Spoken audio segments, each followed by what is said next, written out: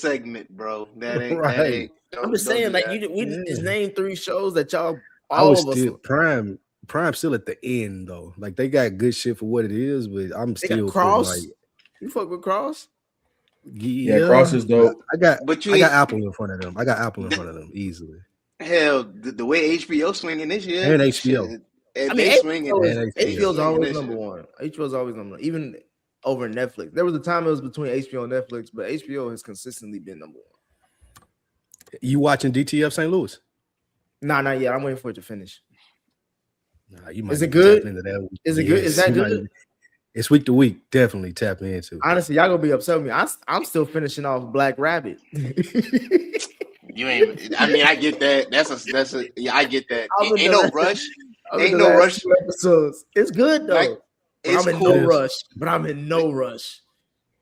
DTF St. Louis got the humor you looking for though, and it's still like a dark. It's like a dark mystery too. So it's like it got a nice balance. Some shit out. Yep, you got to figure some shit out, but they be like wilding on that. You be like, wait, what? You know what the fuck? I'm gonna watch it. I was watching that HBO, that Steve Carell HBO show. It's supposed to be a comedy. Rooster. Yeah, Rooster. Yeah. I'm still trying to get through the first episode. The same people that did Shrinking done Rooster. So it's a similar type show. Yeah.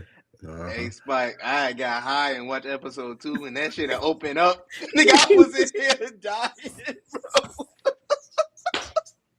Hey man, Jason Bateman a fool, bro. Yeah, bro. Oh man, we did a review on Industry, Melanin, man.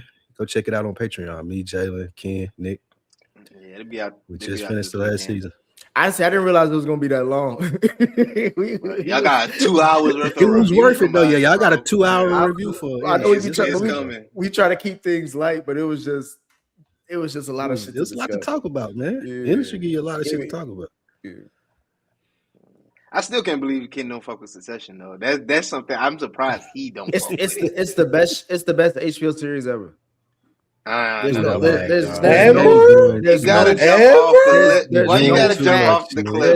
fat. Too much. There's no fat. There's no bad season. Here's what I will say. Nick.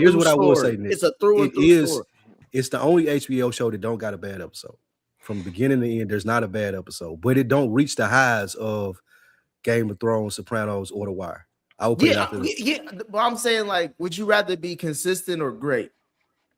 Consistently good or just great one time? That's what I'm just trying to say. Like, but you make it sound these other shows were just great one time. Game of Thrones had like 3 straight seasons of heat. The way Game of Thrones ends, it ruins. It's the same way with Snowfall. It ruins the series. As great as the series is. So for me, it doesn't taint it as much because I know why. They just didn't have anything to adapt from. It didn't pay off. It didn't pay off. They didn't have anything. We had 8 seasons of content and it didn't pay off. That to me that's upsetting. That is upsetting to me. It don't take away the high points though. It don't take away the hold the doors, the red weddings, the Ned Stark stuff, the John. It don't take none of that away. And even with that last season, people kind of it ain't the whole last season as bad as the last 3 episodes. The last 3 episodes are like a completely different show. But Lou, to me, it's just like, bro, it's like if your homeboy put you on to this girl and y'all about to go on y'all first date and like she said you pictures what she look like, you think, hey, I got a baddie. And you show up and she a butterhead in real life. You like, listen, you decent, but you ain't what I thought you was gonna be. You know what I'm saying? Like, yeah.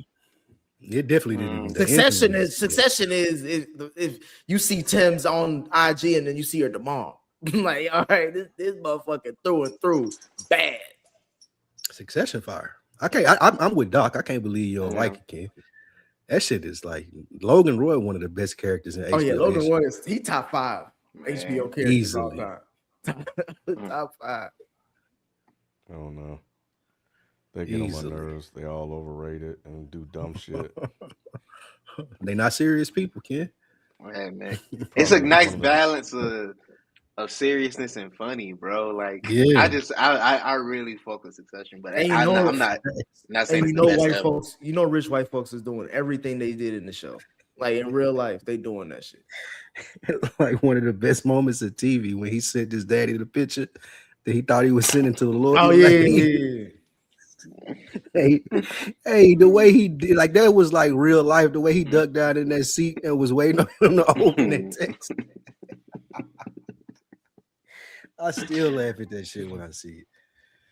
Oh, yeah. I wish I was a more anime though, but y'all don't really fuck with it. I'm gonna get Ken do. Matter of fact, I take that back. Ken is easy. Ken watching JJK. That's crazy. I need to find one I can follow. I'll do it if I find one that's good. You ain't gonna find none, Lou. Nah, that's not true. No, Lou. Nah, that ain't true.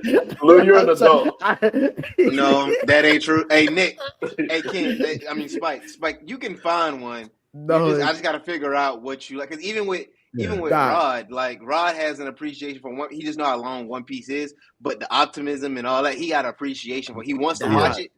You just gotta find the one for you. Nate the same way. Ken the same way. Who are you talking to? Who are you talking? You talking to Lou? He is not gonna watch 300 episodes for. I didn't hate the one to go up the street. I didn't hate the one that Jalen told me about. I didn't hate the Airbender joint when I started watching it. It was. Oh, that's different though. That's different. Exactly. I'm talking about the anime one. That's not really anime though. Yeah, that ain't anime. No, it ain't anime. It's animation. But it's animation. I get I get what you're saying. I don't have to give him one that's 300 episodes long. He might, matter of fact, he might fuck with Death Note, RFK Master. Is that the one y'all just did? Okay. But Death Note is more. It's a more psychological thing when niggas decide like Can you think he'll fuck with Attack on Titan? I don't think he like all that. He not an action person. Attack on Titan is. I just finished it. That's a wild ass. It's a goofy ass story, but nobody fucking safe though, Nick. Like it's. That is true. That is true. Nobody's fucking safe, man. And you go up and down and all over the place and shit way back here, connected shit like it's fucking insane. But it takes you a minute to get into Attack on Titan. You got to get past the ridiculousness of the show and settle into the story. It's gonna be insane. The one I think he may like, what was the one? Vinland Saga. Vinland Saga? See, to me, storytelling, bro. He'll focus Vinland Saga. To me, Lou won't go as far as anime, but he'll go to animation. Like I would put him on to like Legend of Korra or like one of the Vox Machina shit. Like, you know what I'm saying? Shit like that, I think he could rock with. Something that's short. These anime shows, bro, they go too long, bro. See, that's the problem. Nick, you thinking about the big popular shows. There are definitely shows that are just like right here, you get in and you get out. Like Vinland Saga is one too. Like it's like it ain't that many episodes. Yeah. Lou, stick to Tom and Jerry and Scooby Doo, Lou. That's it. Don't worry about none of that shit. You're a dumb fuck, bro. He said you could only watch. He said you could. He said, I tried not to take it that way, Ken. I was like, what you watch? He told your ass to stick to Popeye. Ironically, he named two of my favorite cartoons too. So that's what I'm saying. Hey, Lou is an on-brand nigga. The most anime he go is Animaniacs. Damn, that's funny. Hey, hold on. Hey, this LaRussell thing is going crazy, bro. It's the rise and fall of independent artists. I love it. It's hilarious. Bro, he should have stayed where he was at, man. Like the way he was doing the parties in his backyard, he just stayed there, bro, because nobody was paying attention. Hey, now people paying attention. It's like you don't know what the fuck to say. Lou, and he got the nerve to be mad. Yeah, like you trying to put out a whole 5-minute video calling people stupid and dumb. Yeah, bro. I don't know. I don't know what's wrong with homeboy. Like for real. Is it the attention? Is it the attention that's getting to him? I think because he's been popular, but he ain't been this popular. And now it's like he almost don't know how to handle like people paying attention to him. I don't know if it's the popular part. I just think when you're not used to being in controversy and you think you're a positive person all the time, sometimes you forget you can still fuck up. Yeah. Like I think it's one of those things where it's like I'm positive. I don't be doing all this crazy shit all these other niggas be doing. But y'all coming at me now, and it's like, yeah, nigga, you can fuck up too. Like just because you mean you have positive intentions and you don't really do a lot of crazy shit means you can fuck up too. And I think that's the main issue he has. He don't really know how to take that. Yeah, he definitely doesn't know how to handle backlash, like to respond, to not even listen to people and what they're saying and making an assumption. Overall, and then calling everybody else dumb. Like, bro, shit was crazy. And he probably see it all too. He see all of it too, and that's the problem. You cannot sit there and watch that stuff. But he said he ain't been watching it. I watched like the first 30 seconds of that 5-minute clip. He claimed that he ain't been watching it. He said his homeboys been telling him about it. Nah, you wouldn't even made no. It wouldn't even been that much if you ain't watching it. You ain't gonna talk that long. That's true. He's watching. I took it as like he had motion, but he just went. He's now in this like mainstream stratosphere. Like he didn't go through the grind to get to be a star that has an opinion that everybody talks about. Like so now it's just kind of like he's dealing with it all at once. Now you know how certain people like what I'm saying is like he doesn't even have like a hit record. He doesn't have a gradual like progression to be a star. It's like he went from not 0 to 60 because he had motion, but like 40 to 80. You know what I'm saying? And I think to Jay's point, he don't know how to handle that right now. Like he still think he talking to like the youth or like to some regular niggas in Oakland. He don't realize everybody listening. That is a good point. Like, Everybody you're not popular because your music's good. Exactly. You're popular because everybody like you and all the positivity and everything. Yeah, like the independent thing. They like your whole movement. That's why you're popular. See. Wait. First off, we're not going to take shots at LaRussell and say that he's not popular because his music is not good. Ken, we're not going to do that. We're not going to tear down the black. That's a fact. That's not a fact. That's not a fact. His music is not bad. His music is not bad. You didn't say it was good. Yeah, he didn't say good. He didn't say good. No, because we got to address. I was waiting on. But look, people. He got 40 albums. I can't. She ain't ugly. She ain't ugly. He got 40 albums. He got 40 albums, nigga. He got 40 albums. It's a different. Look him up on iTunes. Hey, Gucci got 120, nigga. What you saying? Thank you. I don't like Gucci. But look, y'all deviating from the point. First of all, let's not disrespect LaRussell because number one, he is successful. He did it his own way. I do agree that previously he was talking to his core audience that he built up from the ground up that rock with whatever LaRussell wants to do. And now he got other people that's watching him that don't necessarily rock with him like that. And those are the people that are really pushing back. And yeah, he doesn't know how to deal with that because he hasn't dealt with that in his entire career because he curated his fan base. Like he grew them from scratch. And now he has catapulted to a mainstream view where I do agree there, Nick, where, you know, like this is new to him and he don't know how to deal with it. You know what I'm saying? Is the music good? I don't think it's bad. Nick, you ever asked your homeboy what she looked like? She ain't ugly. Nah, bro. I mean, I get what people saying. It's cool, and it's just the same. Yeah, same thing. It's basically it. It's like it's super I won't turn it off. I won't turn it off. Like it's not like I'm like turn that shit off and somebody playing it. Mm-hmm. But I ain't gonna run and listen to it. You say it's somebody playing it, but you ain't gonna. Yeah. I'm about to say, Jay. It's like if somebody played LaRussell 3 times in a row, you be like, all right, bro, what we doing? That's different, though. It's different. Pass the aux. Where we go? What mood are you trying to set? It's 41. He got 41 albums on iTunes. Spike, that don't say nothing, bro. That don't say something. The people saying he make good music when he got 41 albums, and I don't know the song. Hold on. You disrespecting Gucci, and I told you Gucci did the same thing, bro. He constantly put out mixtapes over and over again. You don't listen to Gucci, but you know how heavily. Lou know that Gucci got records though. If he'll recognize, I don't know no records. Yeah, Gucci got some joints. Like if we still, you right, he got 112 albums, but to Nick and Ken point, you start naming hits that gonna go up. I don't know the LaRussell song that go up from 40 albums. He got that one song he had Marshawn in the Doc played something that was cool. Like he got the song with Too Short that's cool, but I just don't know. Like, no. You think it's over for him? Y'all think it's over? No. Oh, he can bounce Yes, back. He young, man. He's still getting his legs up on him. He still has too much of a fan base, bro. Like artists like that, like think about it, bro. He built the foundation first. When you build the foundation first, you're not gonna flop. Like you're not gonna fail. Because even if the mainstream shit doesn't hit, he always has that core base that ain't going nowhere, bro. Yeah. Good point, Dragon Knight. Dragon Knight's a young boy, got a bunch of albums too, nigga. Like it don't that album count don't mean nothing, bro. Thank you. The album count don't mean nothing. That, I mean, it's cool to say that, but they don't really mean though. If a young boy he got a hit or two though. He got some. Not even a hit or two. Does he? Spike can't name him. Wait though. Spike can't name I seen LaRussell in his backyard with like 100 people with them 40 albums. I seen Young Boy go on tour this past year, and niggas was word for word with every song that he was doing. But LaRussell was on tour this year too. He was in Atlanta twice, and I know two people who went. He said, "I know two." Yeah, I know two people who went. He wasn't doing what Young Boy was doing.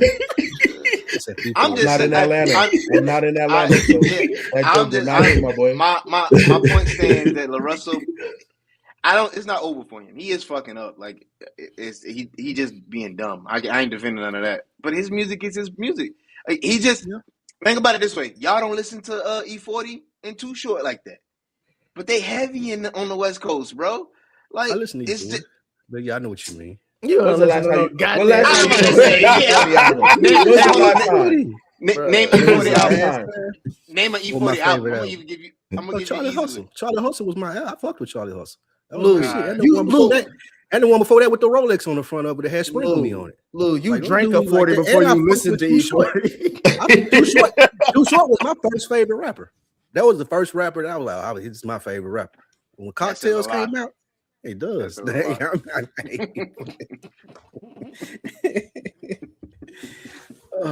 Elijah, right? I don't listen to lyricists. Mike asked me that on Is the Mic Still On? I can't think of one lyricist that I listen to. That's crazy. Yeah, I don't even know. Is Sci-Hi lyricist? I listen to him. Yeah, Sci-Hi's a lyricist. Do you listen to Sci-Hi? Yeah, I fuck with Sci-Hi. I listen to all the mixtapes, the Black History mixtapes, the album. Okay. Every time he drop, I fuck with Sci-Hi. Yeah, you don't fuck with lyricists. That is true. Yeah, I don't really. Most niggas don't though, for real. When you ask, that's the like. Give me an example of a lyricist. Music. Give me an example of a lyricist. Hold on. Before you do that, that's not true because all the biggest rappers always usually end up being lyricists. So that's not true. I fuck with. Is Jay a lyricist? Yes. Mm-hmm. Yeah. Is Drake a lyricist? He ain't as big. He ain't as the best of the lyricists that niggas make him is, but yeah, Jay's a lyricist. Doc, is Drake a lyricist? I would consider. Can we consider Jay or Drake lyricists? They make pop. I'm with Sheldon. I think they more pop rap. Nah, because I mean, if I put Jay, they got Jay and Drake on certain records, they can be introspective. They just make crossover music. That's just that's what I'm saying. They're more known for their crossover music than they are for the lyrics. To me, that's why I don't consider them lyricists. You can't. Yes, T.I.'s a lyricist. You can't be a lyricist and have people write for you. So to me, Drake is not a lyricist. Shots fired. Hey, people, I'm gonna be honest with you on that. Oh, okay. That's most rappers I don't want to hear that from rappers. You said what? Most of them have writers in the room. Don't believe that. Most of them have writers in the room. They ain't writing all that stuff. But wait, hold on. They ain't getting wait. Pause. When you have a beef with somebody that you've been taking subliminal shots for over a decade, and you have multiple writers on a diss record, you're not a lyricist. Simple as that. I don't care what you say, Shelton. There's other niggas in the room, this, that, and the third. Kanye got other niggas in the room. I don't consider Kanye a lyricist. But at the end of the day, if it's a diss record like Drake had, and you got 3-4 writers on there, nah, bro, you're not no lyricist. Well, y'all have to debate that another time. Probably need to go ahead and get started. We're already 20 minutes in. This is the place where sports opinions collide. Dead in Sports. I'm your host, Kenneth B. Inch. Joining me on the show is going down the list. We have Shelton, we have Spike, we have FIFO, we have Nick, and Doc is here as well. What up, y'all? What's happening? What's up? Nothing much. Do we have a performance of the week? Nope. Right. No, not this week. Then let's jump right into it. We appreciate everybody tuning in, man. You guys, if you're listening to this, can catch us on YouTube at 9 p.m. every Tuesday. There's some pre-banter talk. So there's a full conversation or two that you guys have not heard. So make sure you guys tune into the show live every Tuesday at 9 p.m. on YouTube, youtube.com/deadendsports. The NFL free agency period is still underway as we continue to see big moves being made by contending teams such as former Cardinals QB Kyler Murray taking a 1-year deal with the Minnesota Vikings. The Kansas City Chiefs trading with the New York Jets to acquire Justin Fields, and former Bengals edge rusher Trey Hendrickson signing with division rival the Baltimore Ravens. What do y'all think of these recent moves, and will they move the needle for either team? Well, I think the K9 situation with Kansas City moves the needle more than whoever it is that you said that they just signed, Justin Fields or whoever that is. I think K9 to the Chiefs is a big upgrade. They haven't had a consistent run game. And here's the thing: no jabs to Pacheco. I like Pacheco. He's definitely a hard runner, but he's not really a game breaker. And we've seen K9 to be that. I don't know if you guys saw the what he was saying in terms of sharing the rock with Zach Charbonnet, but I thought I think that's twofold, because I think most teams in the NFL right now, they're running 2-back systems for a reason, and I think K9, he is a little injury prone. I think having Zach Charbonnet allowed him to be healthy when they needed him most. So I think that's interesting, because I think I don't know if they're going to draft a running back, but I think that they will have another running back there. And I think K9 is still going to be splitting reps. I like Trey Hendrickson to the Ravens. Does it make them that much more formidable? I don't know. Because I don't really think it's really on the defense like that. I think it's on Lamar and making the plays when they need to make them. And I know I'm oversimplifying that, but I really feel that that's been the Achilles heel of this Ravens squad under Lamar Jackson. These other teams, man, I got to see the draft. I gotta see the draft. I don't know if they've done enough in free agency. I do like what the Raiders have done. I do think they will be better than what they were last year. I think the Bears adjusting O-line, and the Browns. You look at what the Browns have done in terms of that front for Shador in that run game. I think they've done a hell of a job. So I think a lot of teams have done really good, but I think that we need to see the draft before we can really make better assessments for where these teams are right now. People, I agree with you on most of that. The only thing with the thing with Kansas City, though, is losing Patrick Mahomes early is going to be difficult for that team to stay in competition. So that's kind of I do, but not to play. Just as a person, he's a cool guy. Oh, now he's a cool guy. Now he's a cool guy. He was all right. He was good, but now he's just a cool guy. He's gonna be good to learn behind Patrick Mahomes. But my biggest move for me, in my opinion, was a shock move of Kyler Murray going to the Vikings. I think that's going to be huge for that team. You got two excellent wideouts on that team to throw the ball to. It's pretty much set in place to be successful. The only thing they were missing was a good quarterback. And I think Kyler will be the day one starter over JJ.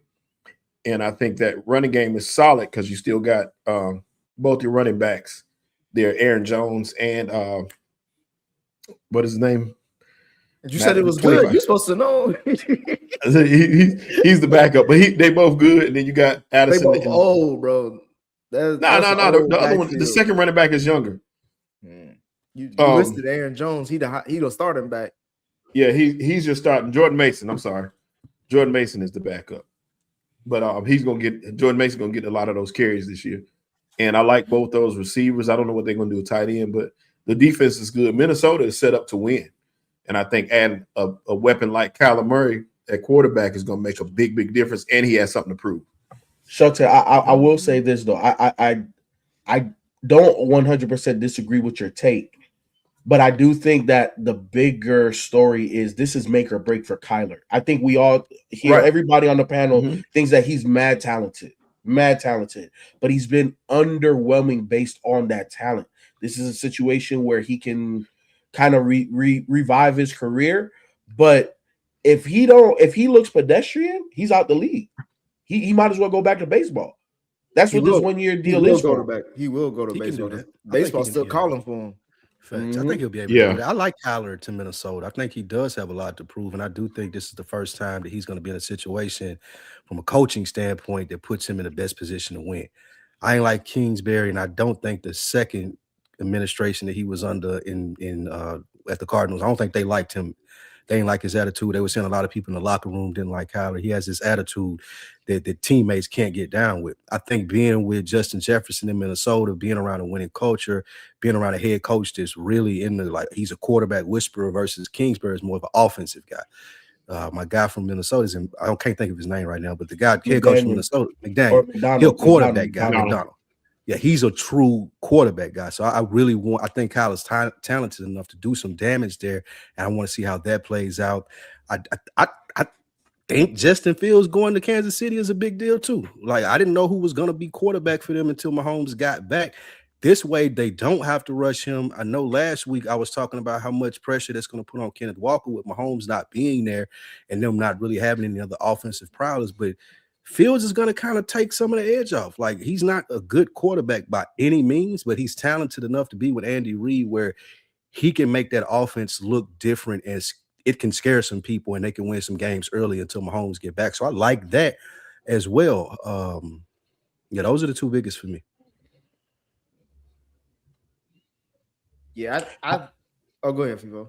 No, I was just gonna ask real quick. How did y'all like the Jalen Waddle move to Broncos?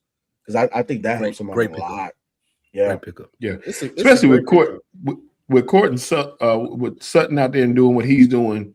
They developed a relationship with Patrick. That's the third receiver that can get open in space, and you got three really, really, really talented receivers now to go to quarterback who's still learning the game.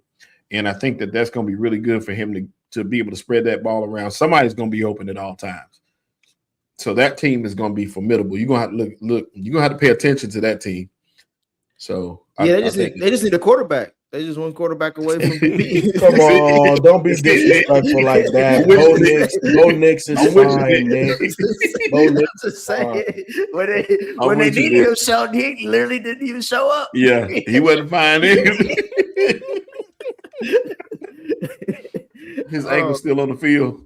Boy, I don't know what happened. But no, I think out of all the recent pickups, I do like Justin Fields to Kansas City because he's now with a head coach that if he don't get the best out of him, then that will tell you that Justin Fields was never meant to be on this level.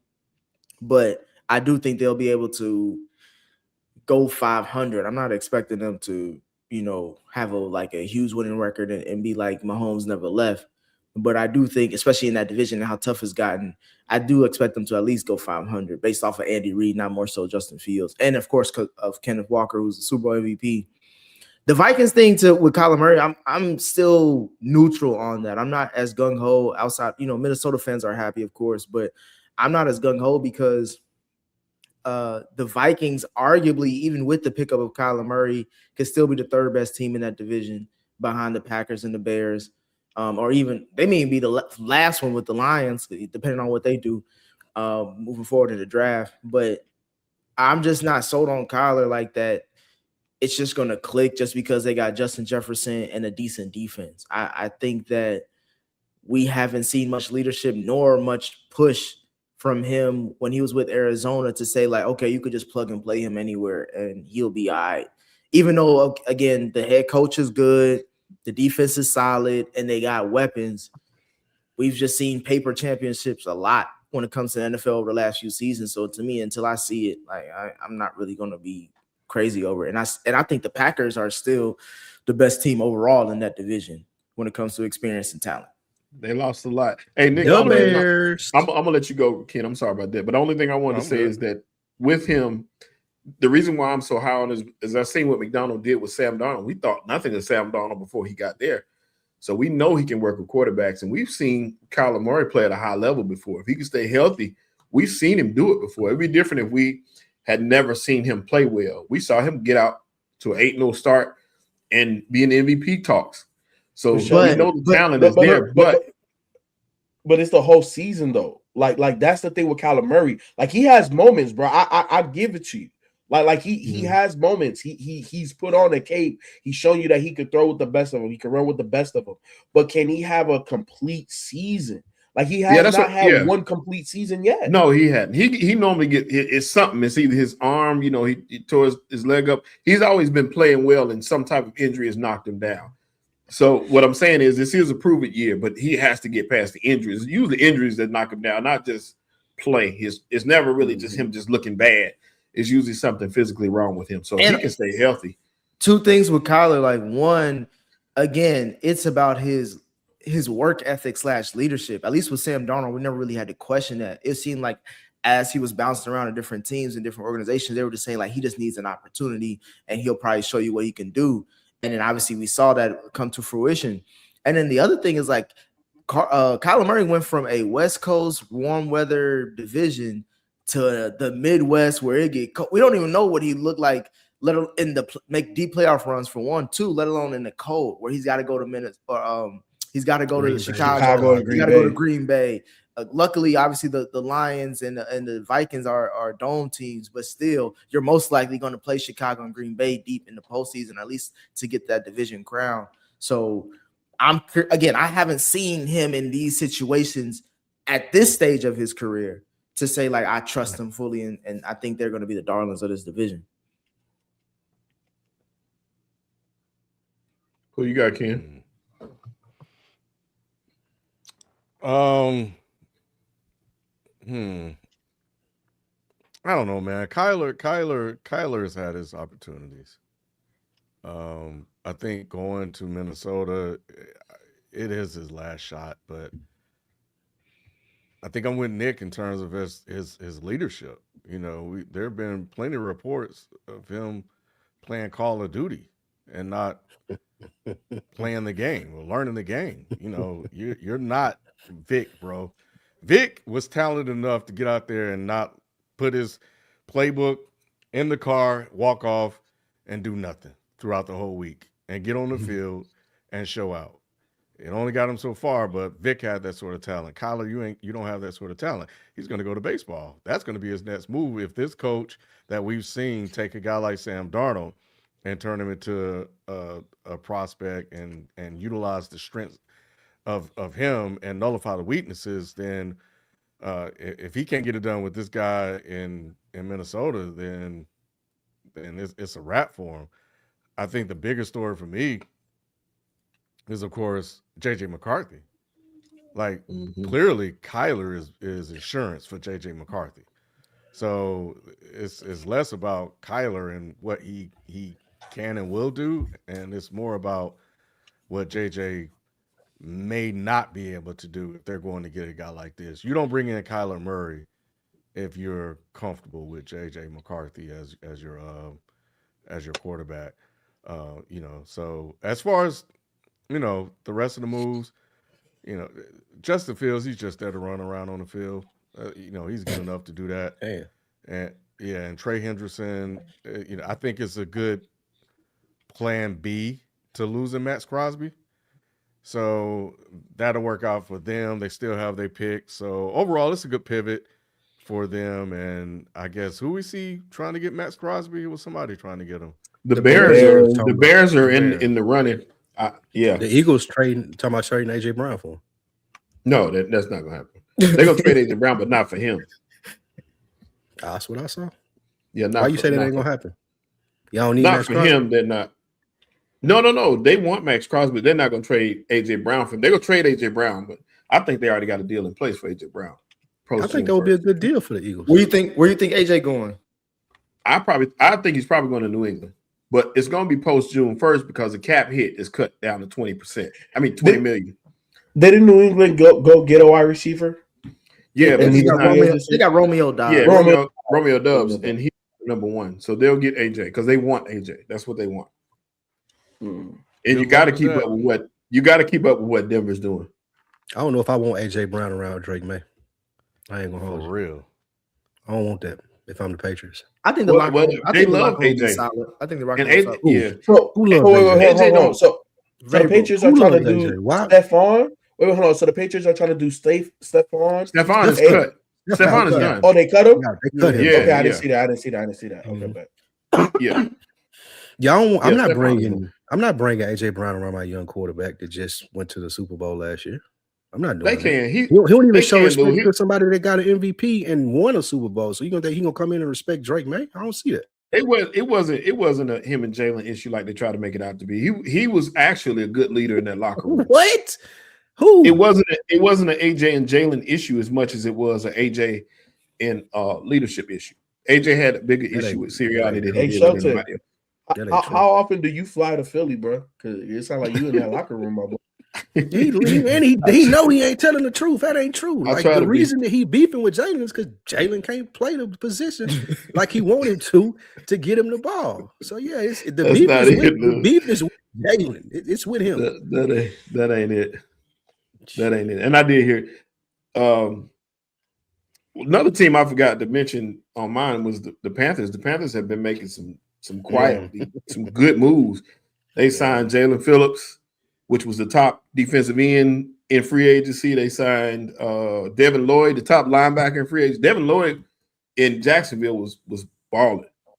What they doing running? Yeah, he was balling so much they let him go. They couldn't afford to pay him, so that's why Nick he let him. Who they paying in Jacksonville? They let ETN go, and they about to. They had to let him go. They had no choice. Trade BTJ. What the Panthers doing at running back, Sean? Yeah, because you said they had a world beater last year, and they just let him go. So what's going on? No. The guy I said they kept him. He's still there. Chuba.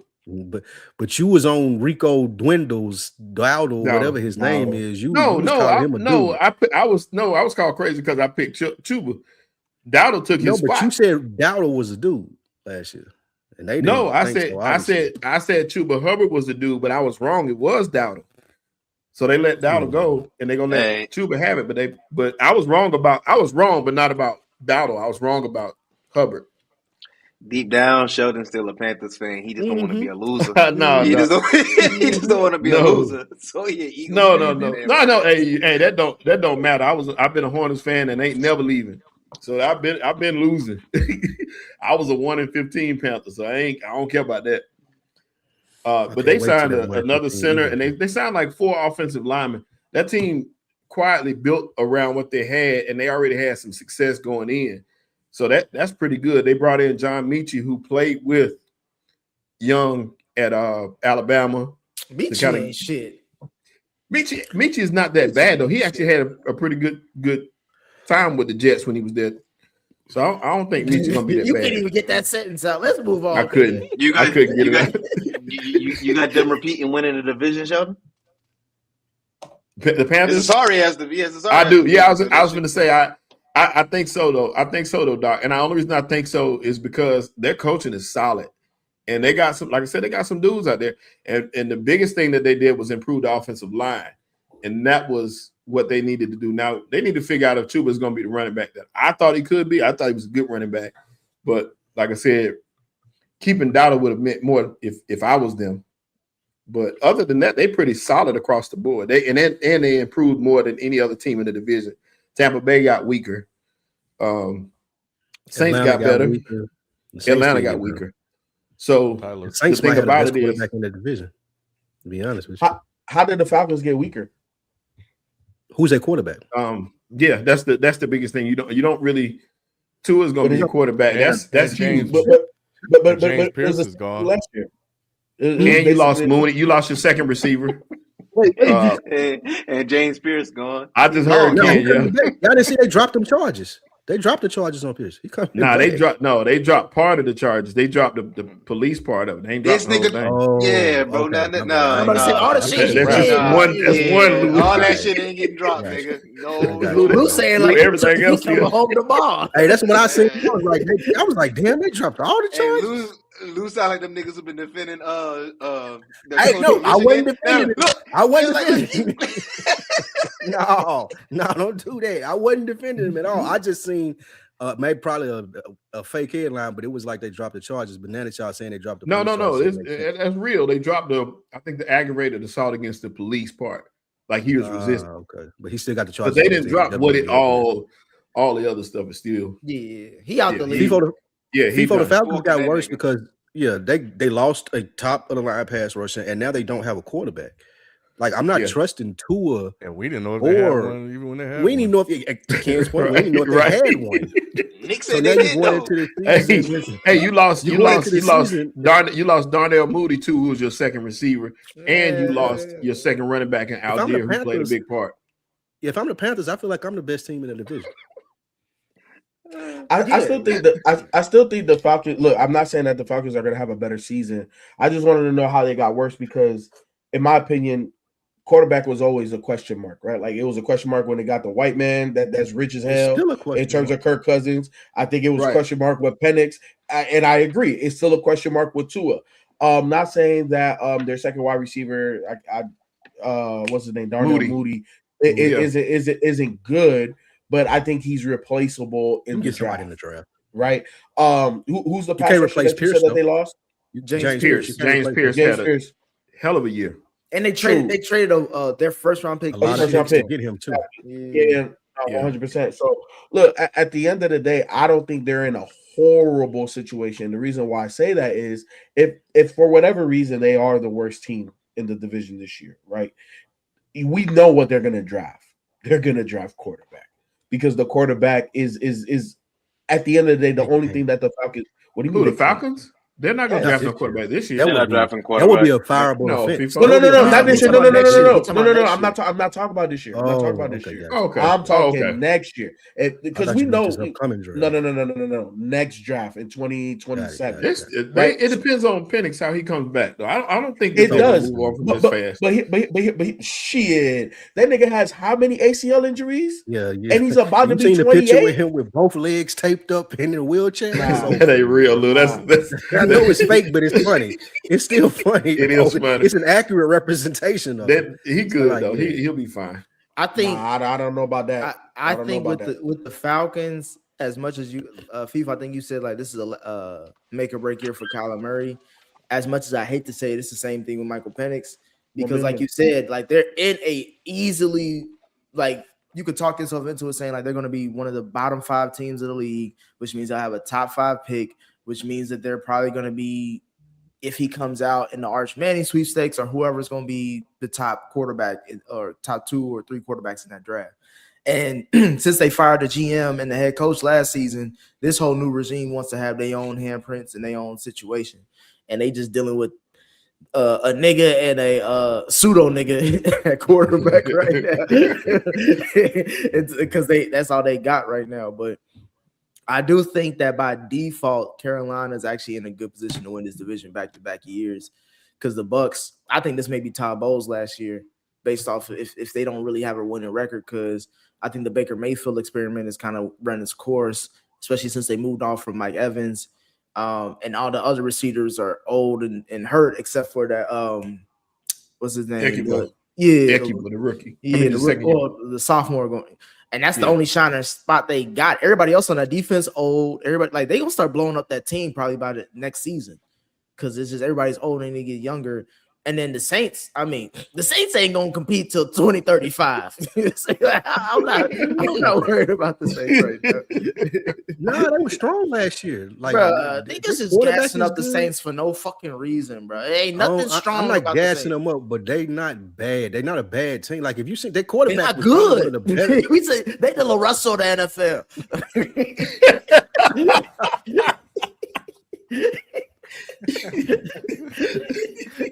All right, last thing we're about to do is have an argument over the Saints. So we're gonna move on. He ain't mean it, Doc. I ain't listen. Hey. Last thing I'm gonna do is argue with a nigga who said Penix and fucking Desmond Ridder was gonna be the next big thing. I got my season tickets. I got my season tickets to the Penix show still, nigga, and I'm cashing in this year. He gonna have Desmond Ridder working concession stand at the stadium. No, my thing is last thing about the stadium. Last thing about the Falcons though, all that all these years we've been hearing back, like last 4 years, they got all these weapons on offense. They got all these weapons on offense. All these. If the Falcons don't have at least a winning season in this shitball division that Carolina didn't win, they just ended up not being the biggest loser. They gonna get rid of a lot outside of Bijan. They gonna get rid of damn near all them weapons. My thing is this though, Nick. Like, look at where does their quarterback rank in the division? You can say third. If you have the third best quarterback, bro, you're not winning shit. Who fourth? I can say Tyler Show. I think he's better than it's third. Tyler Show's third or fourth. He had a good season last year, y'all. He better than Penix and Tua. Now he's what about Baker? He's not better than Baker. Baker's second. Baker's second. Baker's the best. Baker's second. Baker's the best. Probably number one. Baker's number one. Young. Baker's the best. I say Young. Bryce Young is second. Nah, I got Young as the best quarterback. He's not better than Baker. He's not better than Baker. He ain't got there yet. Based off last season, the second half of last season, where Baker went out and lost nine straight games, not to go to the playoffs, and Young turning around and doing what he did to lead the Panthers. The Panthers almost won a playoff game. Yeah, but he's young. Young was too up and down still to be in the top quarterback in that division. He still had some games where we like, what are you doing? Now, he had some great games in there, Baker too. But there was times when we didn't know what he was doing. Baker, he's been consistent over time. At least he ain't been great. Now I don't even like Baker. So you know if I'm saying that on the second part, we're doing a revisionist history on the second part of last season. Baker Mayfield came out hot. They were talking about MVP. We're having a debate about Baker Mayfield, Bryce Young, Penix, and Tyler Shaw. Yeah, it's Shuck, bro. Y'all at least pronounce the name right. It's Shuck, y'all. It's Shuck. Right? We could give a Shuck about that nigga. Hey. And I don't know, Jalen. I have a thing against shucking and jiving, all kind of. I will give y'all this though. I give Nick this credit, man. Jalen Milroe is a champion, so he got something right. He's a Super Bowl champion. Mm-hmm. He know how to call quarterbacks because he saw a champion in Jalen Milroe. Even though he didn't touch the field, he became a champion. Listen, he was about to when they said Sam Darnold had that stomach issues. He was about. They wouldn't have been champions. Then they wouldn't have been champions. No, but the thing is, Doc, he ain't even learned his lesson. Now he's trying to pump Tyler Simpson or whatever the. Bert Simpson or Bart Simpson, whatever his name is from Alabama. Now you still trying to pump him. Hey, Ty Simpson is gonna have that Bart Simpson chain on soon, people. He gonna come through like Gucci did. Like, bro, this dude is nothing. He's nothing. What Simpson you mean? He held. All right, we ain't. This ain't college football. Yeah, we got. Trash. But there's college. There's college to discuss though. We are well into March, which means the NCAA men's and women's March Madness tournaments will begin this weekend after the final seeding on Selection Sunday, which took place a couple of days ago. In the men's bracket, we have Duke, Arizona, Michigan, and Florida as the number one seeds. And in the women's bracket, we have UConn, UCLA, South Carolina, and Texas as the number one seeds.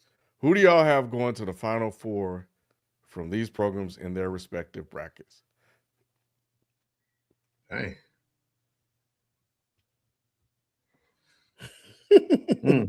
These niggas don't watch no college basketball. But like, so I do, Doc, but I've been staying away from my brackets. I'll give you mine. Yeah, I ain't done my bracket yet. I tell you, out of the East, men and women. We do with the women. My Final Four gonna be the top 4 teams are gonna be the Final Four women because it's like that every year. We might as well not even waste our time with that. It's the same every year. There's no parity in women's college basketball. That's not. And true. I love women's basketball. That's not true. You ain't tapped in. You just follow South Carolina. That's it. So just be quiet. You trying to make a point that ain't a point. Go ahead. Doc, come on now. You know. Who you got winning it all, Sheldon? Just tell me who you got winning it all for women's. For the women, it's gonna be UConn, but I'm South Carolina tried and true, and I'm really praying that we pull it out. But I don't think Don can beat them UConn girls. They strong. And pun intended with that. Pun intended with that. Championship. South Carolina not making it to the championship.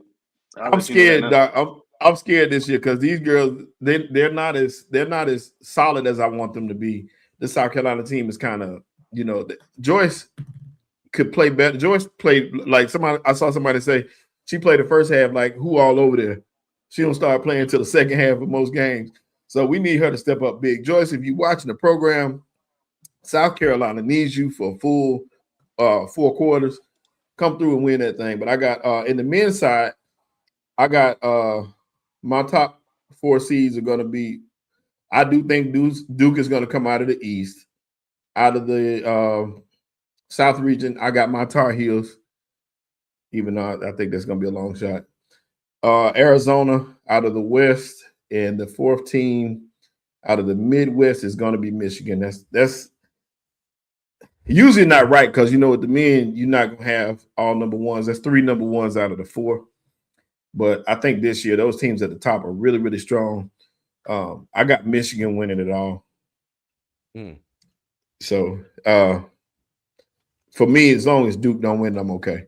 But I think Michigan is strong. I think Michigan and Arizona are the top 2 teams, in my opinion, overall, even though Duke has had a strong season. I just like Michigan and Arizona and what they do. Arizona is more battle-tested than any other team because they had to play a tough schedule to get where they are today. But, yeah, this Michigan team is tough. I got Michigan State coming out of the East. I think that they're Tom Izzo, of course, and then they got veterans on their team, so I respect that. Out of the West, I have Arizona, but I would really like it to be Arkansas. That's my dark horse. They guard. I can't. What's his name? Acuff. I love watching him play, bro. Stephon Marbury 2.0. I think Flemings is better. Who's that? I don't know him. That's tough, FIFO. They both nice. They both nice. I think Flemings is a better bucket. I think he's tougher to guard. Like when I watch Acuff, he don't create a lot of separation on his scoring opportunities. I'm not saying that he's not good. I would definitely draft him if I needed a point guard. But me personally, I like Flemings better. But Acuff is nice as hell too. I got Iowa State coming out the Midwest, and I got Vanderbilt coming out the South. Vandy. Mm-hmm. Your bracket is probably closer to mine because you don't watch. Because I don't watch? I watch more college basketball than you. Stop. And for the women, it's UConn. It's just the only pick I got. UConn and UCLA. That's the pick. They're like them gonna be. I know enough. I've watched enough to know that, Jalen. UConn, UCLA. That's gonna be the final matchup. I don't know, man. UCLA might not beat LSU. If LSU make it through there, so I don't know. I don't trust them. I don't trust them at all. I think I get your point. I think it's a matchup issue, but I see your point in saying UCLA and UConn end up having to play each other in the Final Four. So we'll see. I just don't see South Carolina beating Texas, especially after that beatdown. I don't think they're gonna. I don't trust them bouncing back. I don't trust them. So and they got to play Texas in the Final Four if Texas come out of Fort Worth. So I don't know. We'll see. We'll see. We shall see. But y'all can go to the next topic because I know Nick ain't got nothing. Who was your four? Doc, who was your four?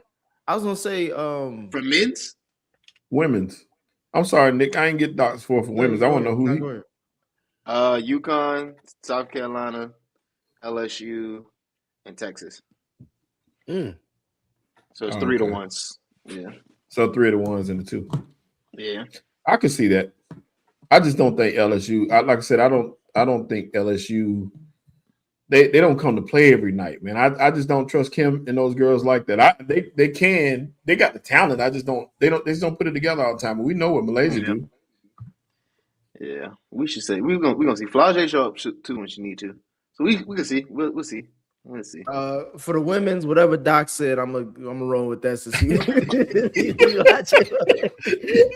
Honestly, because I'm up here, I was gonna say UConn. I mean, UConn is always the default, but yeah, whatever Doc Final Four, it sounds good. For the men's, I'm going with Final Four. I would say I'm going with Duke, even though I sneakily like UConn is in that side too, and Ohio State. That's my super dark horse is Ohio State, but because they got Duke and UConn in that, I'm just gonna go with UConn for that one for the East. For the West, Lou, I'm with you. I do like Arkansas, but Arizona just plays really good defense, and I think that's gonna get them a lot further down the line just because of that. In the South, give me Houston. I think I like Houston. Houston's always been a solid program. I like their head coach.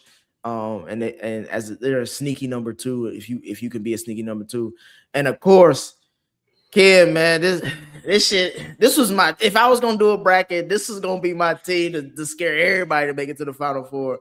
But then Cuz had to go get caught with some weed and get felony charges. So I was gonna go with Bama. Bama was gonna be my team to do an upset. I'm still. I wonder why, Nick. Don't deny. Don't act like I ain't picking them. Still, it's just not as strong as it was because Cuz did some goofy ass shit. I thought he got caught with Nick. I thought he got that caught nigga got caught with 2 pounds. Nigga was trapping. No, 2 nigga. That nigga was I thought it was just bro. I thought he had a smoke sack. I was like, oh man, they getting him smoking. That nigga had it was, man. That was all his. He was trying to do his smoking stack and start a whole damn barnyard. You gotta do that with somebody left that in his room, man. Come on now. Nah, he was trapped. Nah, he was damn near the plug and the connect. He from the crib, man. You're like, what's going on, man? You getting NIL money? That's what I was saying too. And he's not like he's the second best player on the team. He's not a 6 man. He's not like deep on the bench. Like he's like one of these guys, and I'm like, he from the crib, man. You know what happened? He has some company. You know what happened? That nigga the weed man on campus, and everybody know it. But he fucked up somebody parlay, and they snitched on that nigga. That's what it was. No, that's facts though. That's what it was. I need to know what you play on a premier basketball team and you selling those. Like, bro, what are you doing? Doing a damn Tariq St. Patrick. Come on, man, bro. That's crazy, bro. Yeah, but that's my Final Four. Give me Duke, North Carolina, Arizona, Tennessee. It sounds like you just named 4 teams. Those is 4 states. Those are 4 states he love in the South. Those are the places he like visiting on vacation. Just like I'm gonna pick 4 teams out of hat. Yeah, but I am excited about this tournament. Bro. I'm excited about this tournament because it's a lot of good college basketball being played, and there are a lot of good players like Boozer, Acuff. My guy from BYU, like I want to see these guys in the dance and what they do, and like how good they are in these scenarios. So I'm glad we get to see this year. Yeah, there's gonna be a freshman dominated situation in these field of 64. This is the most excited I've been for a tournament in a long time. In a minute, I will agree with that. Yeah, I'll agree with that. And that's because there's so much parity. And the crazy part is, I think Duke got screwed. Even though I hate Duke, and my only mission for this tournament is Duke not winning it. I don't care about much else other than shutting Manny up. But I think they got screwed because they got the toughest bracket of all. That bracket is pretty tough. That is disgusting. Yeah, that's wrong. They did them dead wrong because they were the number 1 seed. They should have gotten better love than what they got because they got that second round matchup against Ohio State or TCU is going to be tough in itself. That's what I'm saying. That's the second round. Yeah. So yeah, and St. John's is on fire right now. St. John's is on fire. You hear me? And they ain't no joke. So you got some tough teams on this side. The Michigan States, the UCLA, the UConns. That's tough. That's a tough. You come out of that bracket, you done something. Because to me, Arkansas got the easiest path. I mean, Arizona. And Arizona, like I said, to me, Arizona is the top team technically. I think they have the most complete unit, and they can get it done in a lot of different ways, and they play the best defense out of it. Them in Houston. Houston and Arizona is 2 of the toughest. Them like grown men out there. So I like watching both those teams play, and they're gonna give everybody else fits. So this will be a fun one. Arizona got to watch out for Wisconsin. That's going to be, I think. Yeah. So. Well, yeah. As far as the women, Good luck. That championship game gonna be 106-36. Then you know what I mean. We're gonna have Doc do his own little short segments on YouTube. Give us updates on the tournament. It's gonna be Doc and Beezy. Beezy watching it too. B gonna have the Lions draft in the background because he's still watching football pseudo league. But yeah. Keep the hope alive. Moving on, man. Continuing with basketball, we turn to the NBA and see that the LA Lakers have improved to the 3rd seed in the West. This is largely due to their improvement on the defensive end, where they rank 24th in the league and now sit in the top 10 in most categories. Should we now take the Lakers seriously as a contender in the West? And what are the expectations for the Lakers this season? No one knew and no one cared until Manny made it a point to let everybody know that they're on a bit of a hot streak. Answer to your question, Ken. Answer to Ken's question, no. No one cares? No, you shouldn't take them serious. Like, I mean, they may make it to the second round. Maybe if they lucky. The ceiling is the conference championship. Yeah. But I don't see them beating the Spurs. I don't see them beating OKC. I mean, and even that win against Denver, it was a good win. But, I mean, it would still be a hard series for them. You know, I don't see Denver making it out the West, but that'll still be a hard-fought series for the Lakers. And then you'll have Bron having to play games within 2 to 3 days. So, yeah, I don't see them coming out the West. The roster's still bad. Like, they got a great defensive stretch right now. But, I mean, I wouldn't put too much stock into it. Their issue is matchups. I know you got more depth on this than I do. I think we spoke about this a couple of weeks ago when we were talking about who should they get rid of with JJ Redick and LeBron. It shows that JJ Redick is doing a good job. Luka's doing a good job. Austin Reeves is doing a good job. LeBron is settling into this new role. I don't trust the system or not the system. I don't trust the roster. I think JJ is a good coach. I think Luka can take them places. I think Austin Reeves is good. I just don't think LeBron needs to be there. And to that point, second round exit is what I'm looking at. They can't beat the Spurs. They can't beat the Thunder. They can't beat the Nuggets. They might not be able to beat the Timberwolves. So as long as that being said, like this season, in-season stuff, regular season stuff is cool, but when the playoff time comes, like they don't have the roster to beat any good team in the West.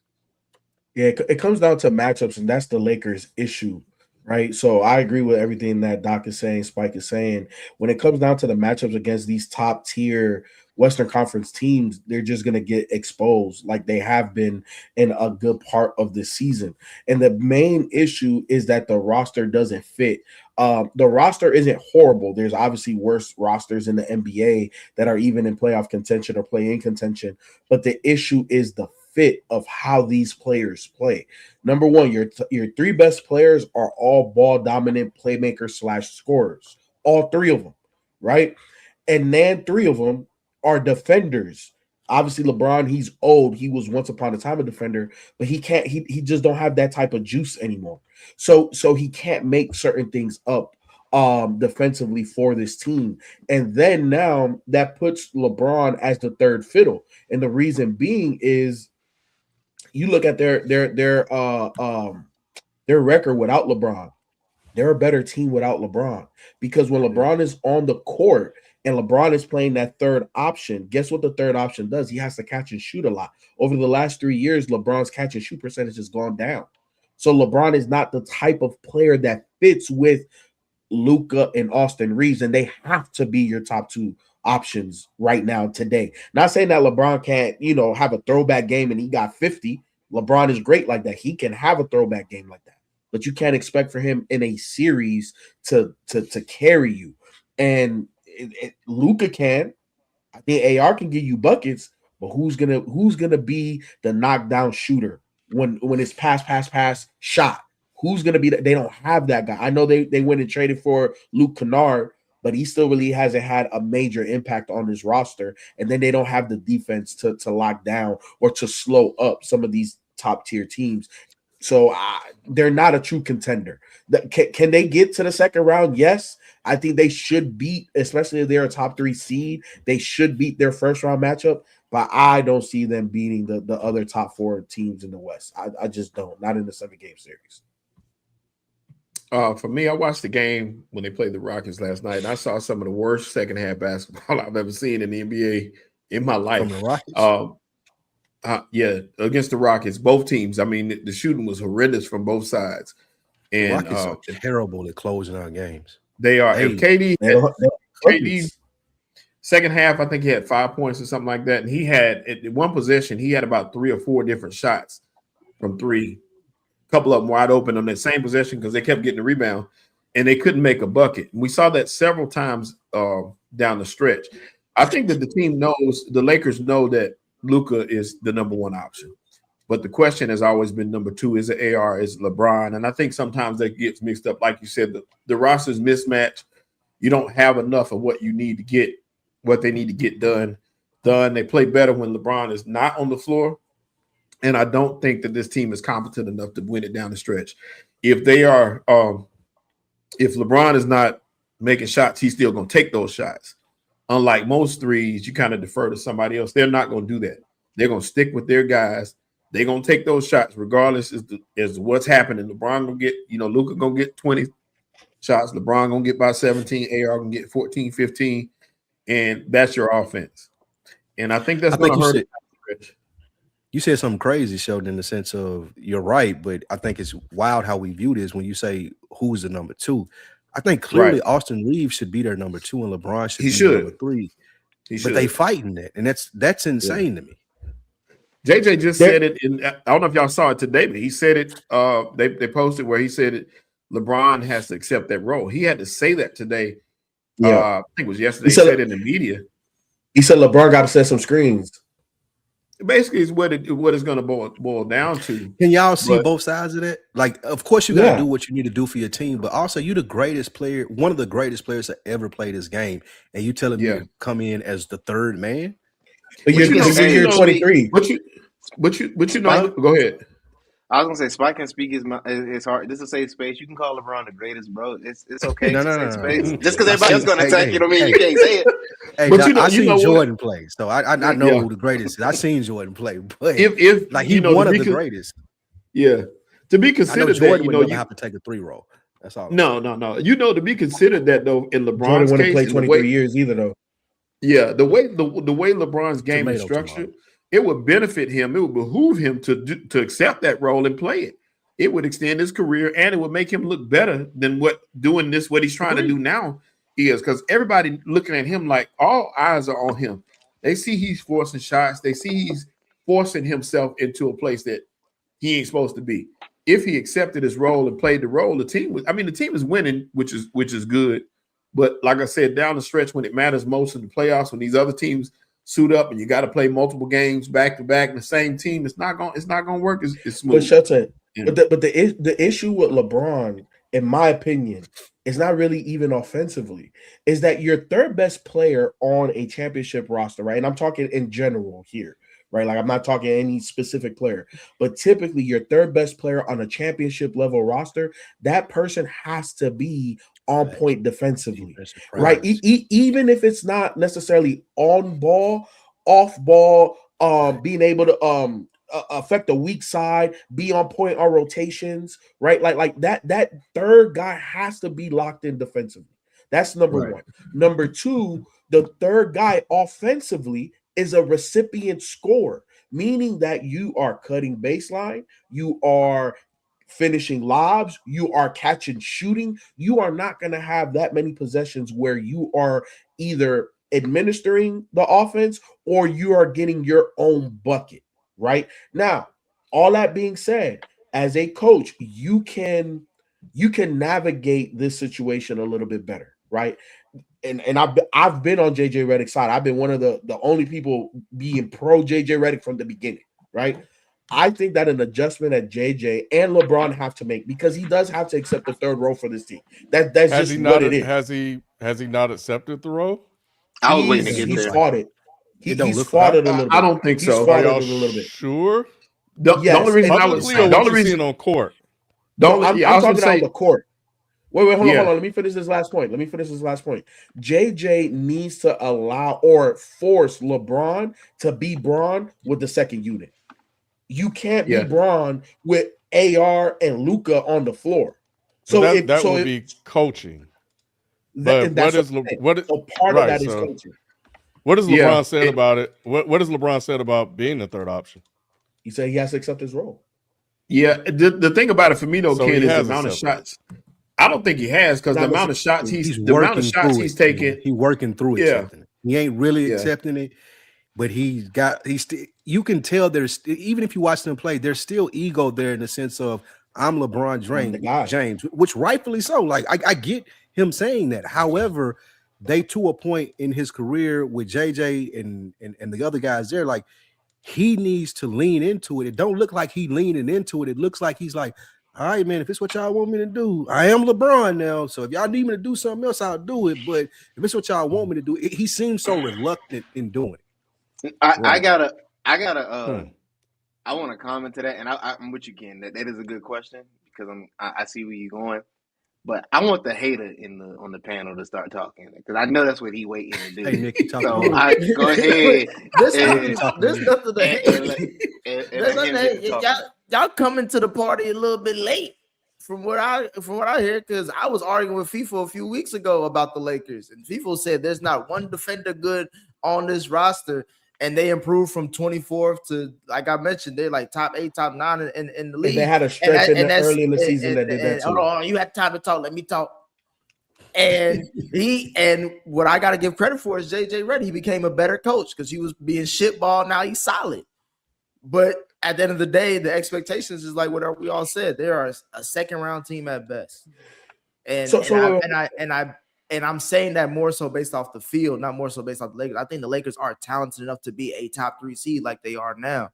But when y'all said, when it comes to the Spurs and mostly just OKC, it's OKC and Denver. I think Denver in a 7-game series is still better than the Lakers, even though they're not as strong as they used to be. But OKC is the cream of the crop for this thing. The only other team that I would see as a rival to OKC that I would pick, and I know y'all not going to agree with me, but he just played with Obama just recently, you know what I'm saying?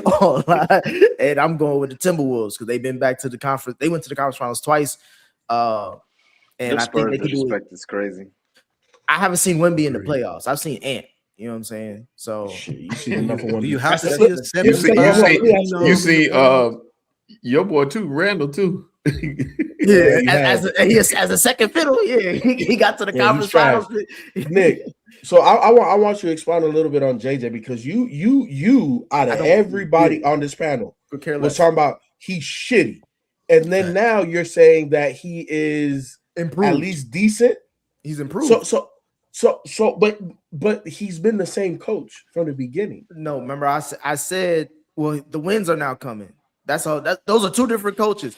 They've been in the top 6 the whole year. What I said, because remember that conversation that Shelton was referring to, or Lou was, when it came to like who's the issue with the Lakers right now, is LeBron, JJ. I was like, it's JJ. The coaching has to become better, and JJ has come out publicly and said, "Listen, I fucked up. I think over this season, and I think I found the right lineup, because the right lineup that they've been winning with is their quote unquote big 3, Marcus Smart, and one of the bigs." You know what I'm saying? Bruh. Between the coaching was never the issue. See that? You spoke. I didn't really speak. You asked me a question as I was speaking. Nah. You put your foot in your mouth. No, I'm trying to help you. I said he improved. You asked me what did I put from my mouth? Because he didn't find the lineup. He didn't have a good lineup. Nick, first of all, the Lakers have been a top 6 team all year. They've been consistent there. They've been top 3. They're top 3 now. Exactly. They're top 3 now. They've been top 6. I mean, they fall in and out of the top 3. We fall in and out of the top 3. And I said that last time. I said they're not that far from. But you're saying JJ's shitball. No, I didn't. I said You wanted him fired. Next one. I'm good. What do you mean? Did I not just say he's improved and he's solid now? But you wanted him called fired. him shitball. Thank you. He was shitty then. He's gotten better. That's why I'm giving him props. He's not the issue. The issue is not him. The issue is the roster, like you were saying 3 weeks ago. I think what y'all are missing is Nick was actually trying to give him some praise. That's what I'm saying. I don't know what y'all trying to. When he's trying to give him praise. He opened with that statement. Yeah, he trying to. I think today. The issue is, yeah, well, I mean, because there's been changes, and Nick is saying, no. This is how y'all niggas. This is how I know y'all don't watch basketball. This is how I know. Here we go. No, it's the truth. That's why Doc is laughing. This is why Doc is laughing. That's why Doc has been on my side the whole time. JJ Redick is not the issue, bro. y'all just don't fucking listen.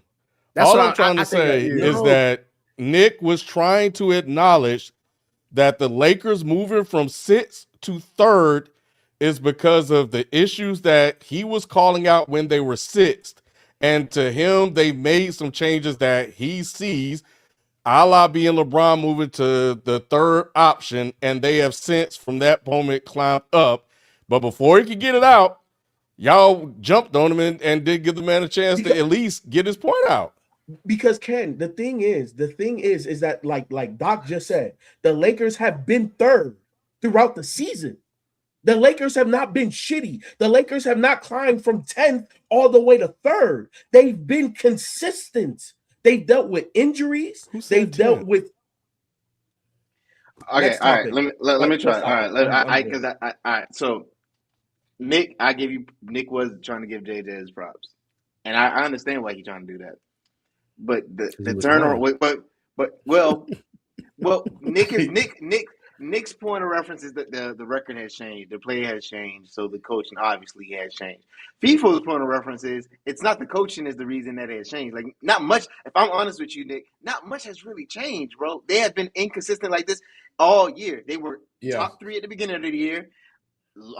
Austin Reeves was hurt. Luka was not consistent. LeBron was in and out of the lineup, and they fell off. They're not going to be a top 10 defensive team. This is just a spurt. They're not going to stay top 10 for the rest of the year. And I get your point of trying to say that it's a change because of JJ. I'm not taking away from you thinking that, but my point is that it's JJ has been pretty consistent. He's arrogant as fuck. He is arrogant.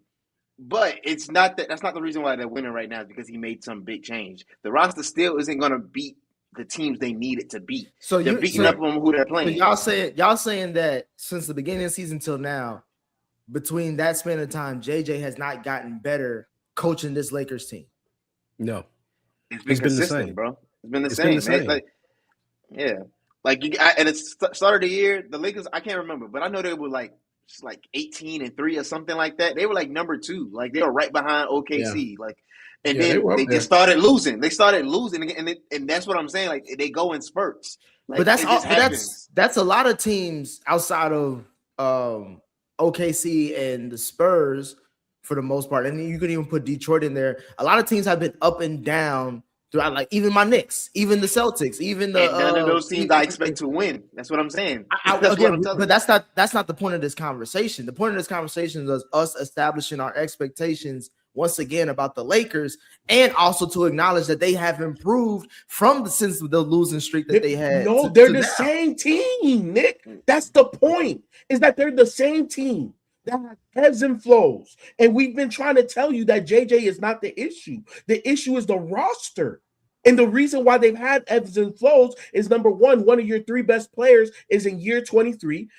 Your best player doesn't play defense. And then the other player is hurt. He's been hurt. So people, let's say if the Lakers, I'm not drinking right now, I'm just drinking some cranberry grape. But if the Lakers get to the Western Conference Finals, who will get the praise of that? Or you just have to wait. You have to see how they get there. It's going to be Luka. If they get there, it's going to be because of Luka. Yeah. That's going to be the fact. Like, he's going to go in one of those runs like he went with Dallas. And if we look up and we see the Lakers, 50-point there. Yeah, exactly. We look up and see the Lakers in the in the Western Conference Finals. It's going to be, Luka put them on his back finally. If they make it to the finals, though, then it'll be a JJ thing. Like, JJ took this, like, he helped make this. Yeah, I'm giving the credit to JJ if they make it to the Western Conference Finals. But I'm saying it'll be Luka, like Spike said, is because they can make it to the Western Conference Finals if Luka has one of those amazing series in the second round. Like if he just can go ball out, because they'll end up probably even playing Denver or San Antonio, and means them niggas went off. But Luka usually he plays at a high level in the playoffs. Like that's his default. He's one of the best playoff performers, period. Arguably in NBA history. You know what I'm saying? So that wouldn't be surprising. But that wouldn't be. I mean, no one expected that Dallas team to go to the finals based off the construction of the team. But like y'all said, because of Luka going crazy, it just happened. That's what I'm saying. Like I guess we'll have to wait and see. I know we're talking about an if scenario, but I'm saying like that wouldn't be the surprising factor to me about the Lakers getting there. But you know what, Nick? The thing about that Mavericks team, right? Like obviously Luka gets all of the credit that is just due. He was their best player. Kyrie gets a lot of the credit because he was playing Robin again, and he's one of the best Robins to a ball dominant point forward. We've seen that. The difference is that Mavericks team had a formidable front line and wing defenders. So Luka could just go get buckets. Great roster. Right. For Luka, it fit. This Lakers team, this roster doesn't fit. We'll see. If they get to the Western Conference Finals, but none of y'all niggas show up that day. Because it's gonna be me and Manny. It's gonna be me and Manny. So are you saying that they are gonna make the Western Conference Finals? No, are you standing on that? No. I don't want to. Exactly. I already told you. I said if they do. I just said, but I told you my expectations for them. How do you feel? If they do, but I don't expect them to. Yes, like Shelton. I never talked like that. I have never done that. That be y'all. I do not expect the Lakers to get to the Western Conference Finals. That's what I said. But if they do, I want my credit. Nah. You don't get no credit. You gotta stand on can't get credit. You already said JJ should be fired. Like you out. I'm the only one that don't do that. Nick, you said that. No, I'm saying that. I said JJ should be held to the same standard with Darvin Ham. No, you said he should be fired. You said JJ should be fired. Nigga, there's a recording of you saying this. You said he should be fired. Pull the tape up. I need to remember that. That's on Jalen. I ain't got nothing to do with that. That's on Jalen. As a person, I want to see Bron win, so I'm not gonna be mad if they make it there to the conference finals. And if they make it to the finals, I just don't believe they're good enough to beat the Spurs or OKC. That's. And the question was, are they seriously contenders in the West? No. And that's the answer is no. They're just a good team. They're your Knicks. Don't do that. Right, they're top heavy. We made it to the Eastern Conference Finals last season. But this year, y'all will be out in the second round. So by it's who? The same thing, bro. Y'all gotta see Detroit or Boston. Boston. And I know y'all get Detroit out of here, nigga. Detroit got your number, bro. Detroit regular season. That don't mean shit. Boston had our number regular season last year. You see what happened to them last year. They got their ass bounced in 6. Yeah, Jason Tatum tore his Achilles. Okay. That was after we had a 2-0 lead. Okay. Hey, man. What were you going to say about LeBron, Jalen? In this third round thing?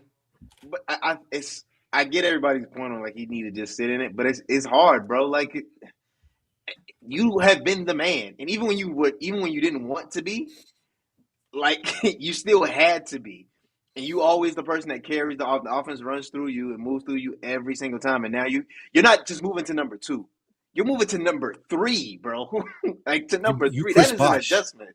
Yeah, you Chris basically. Bosh. That's nuts. Yeah, that isn't. And you see, it took him a year for Chris Bosh to get into that. So it's gonna take Bron a minute, man. And I'm not mad at it. I get everybody's point of he should just accept it. It's not as easy. Not just being the man. You have been considered one of the best players ever. Top 2.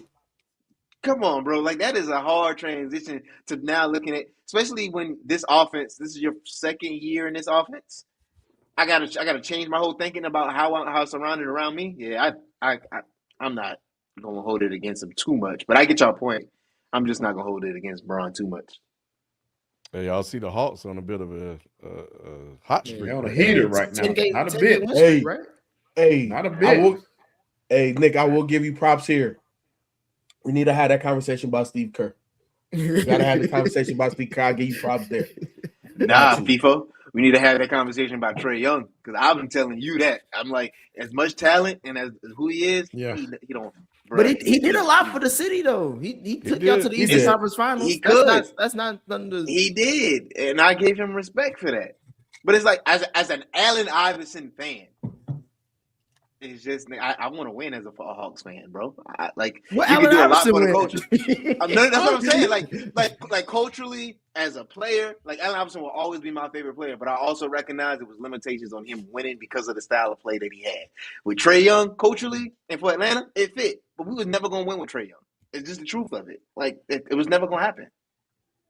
Who the dude now for the Hawks? Jalen Johnson. Jalen Johnson. Shit. Jalen Johnson. I'm about to say you fuck around. Kaminga might be the nigga.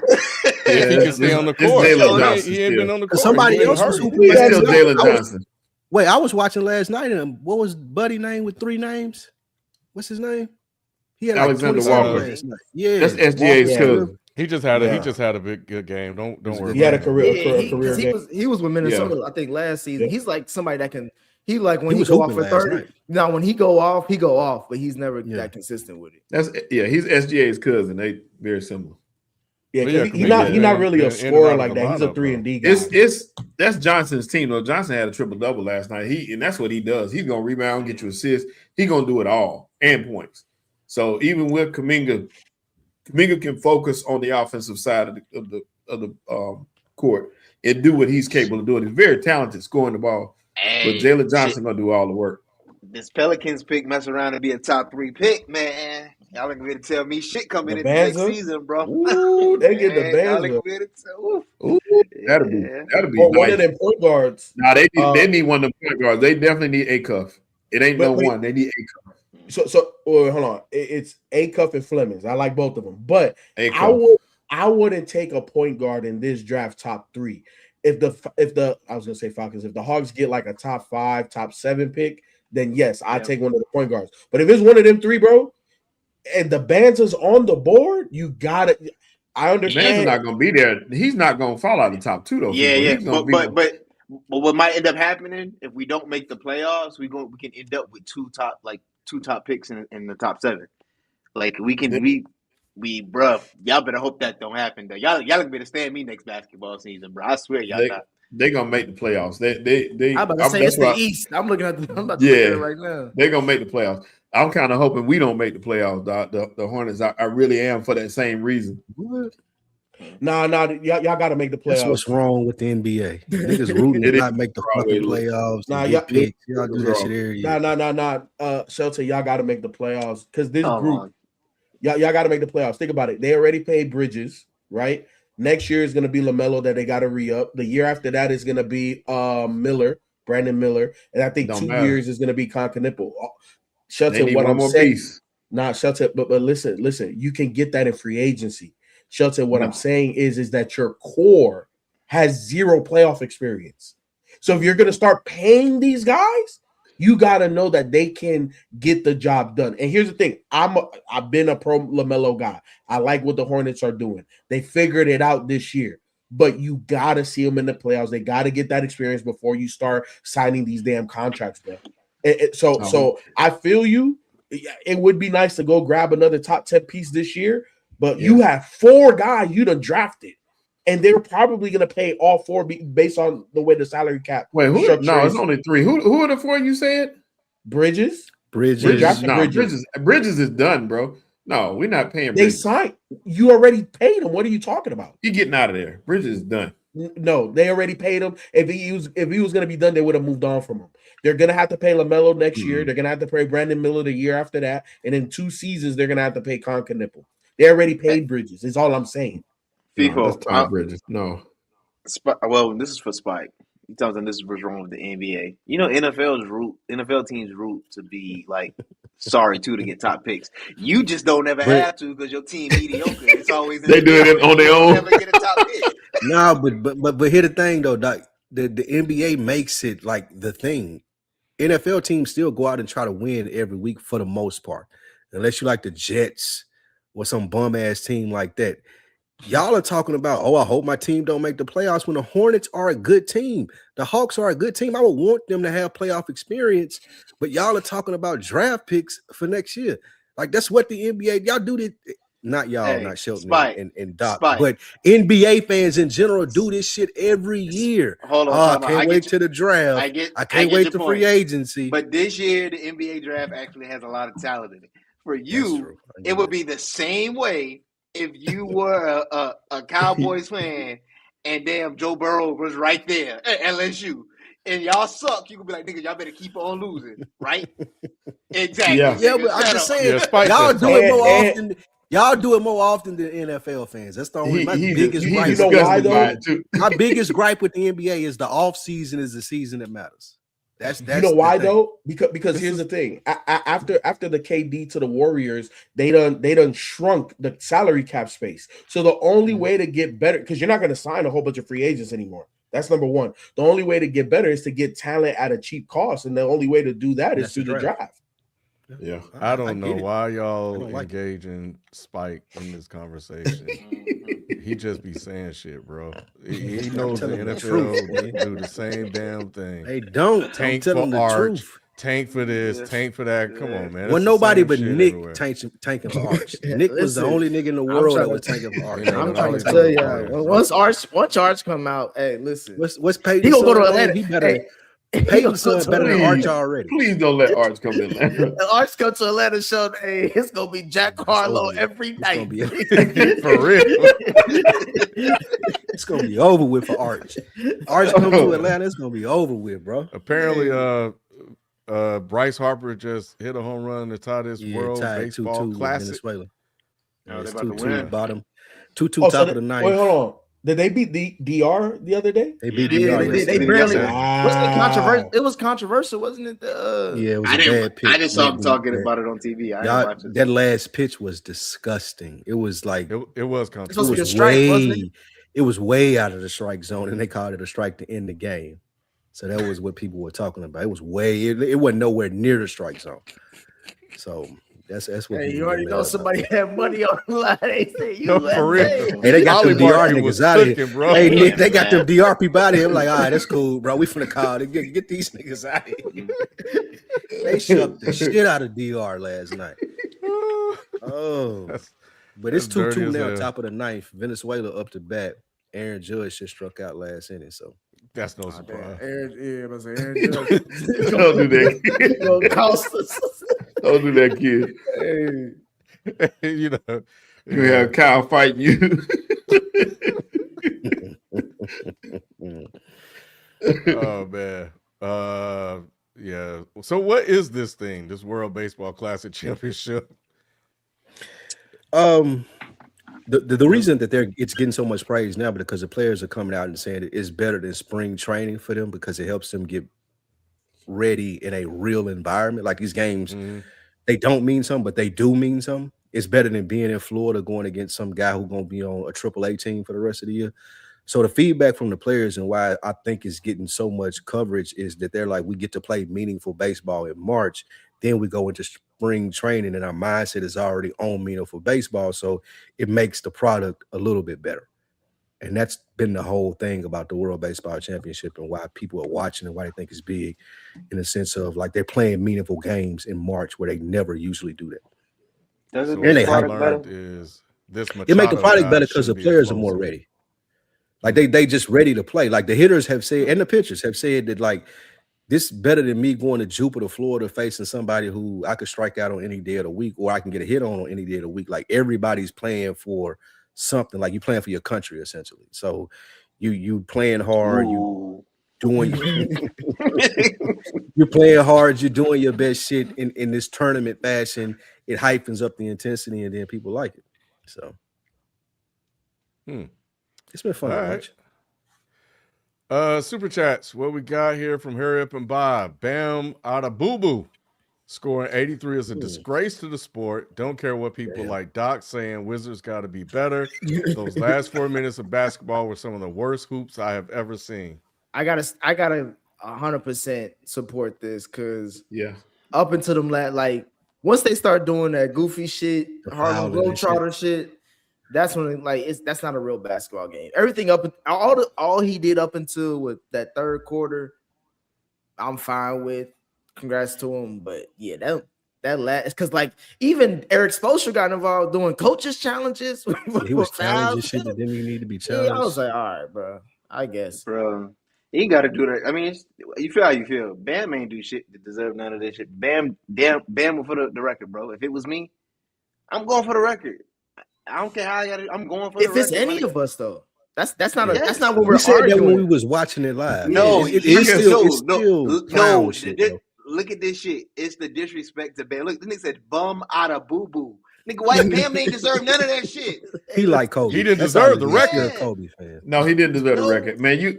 To be for me, man, it's got to be done in the spirit of the game, and I think that game was not a.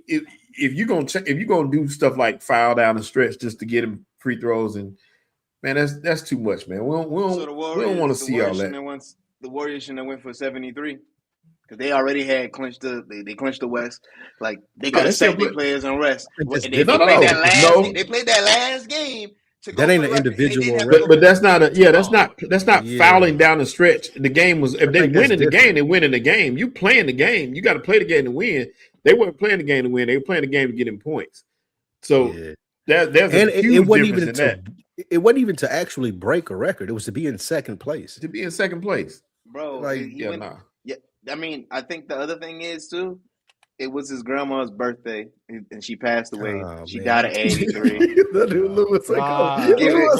man some sentiment. Get that man some sentiment. If you want to give him some sentiment, there goes some sentiment for y'all. How old was she, Jalen? How old was she? She died. She was 83. She was 83. Get the fuck out of here, bro. No, it was a Bleacher Report. Get the fuck out of here, man. It was I'm not questioning you. I'm just saying all of that's bullshit. I'm going for the record. My point is going for the record. I was giving you some. I'm going for the record too. I'm going for the record too, but they deserve the backlash though. Like if you going for the record and you make it look like that over the last 4 minutes, that's like every criticism that you get, you deserve it. Because it didn't look like it when Kobe did it. It didn't look like it. I don't know what the fuck it looked like when Wilt did it, but no one does. Right. We won't even know if that really happened. But it happened.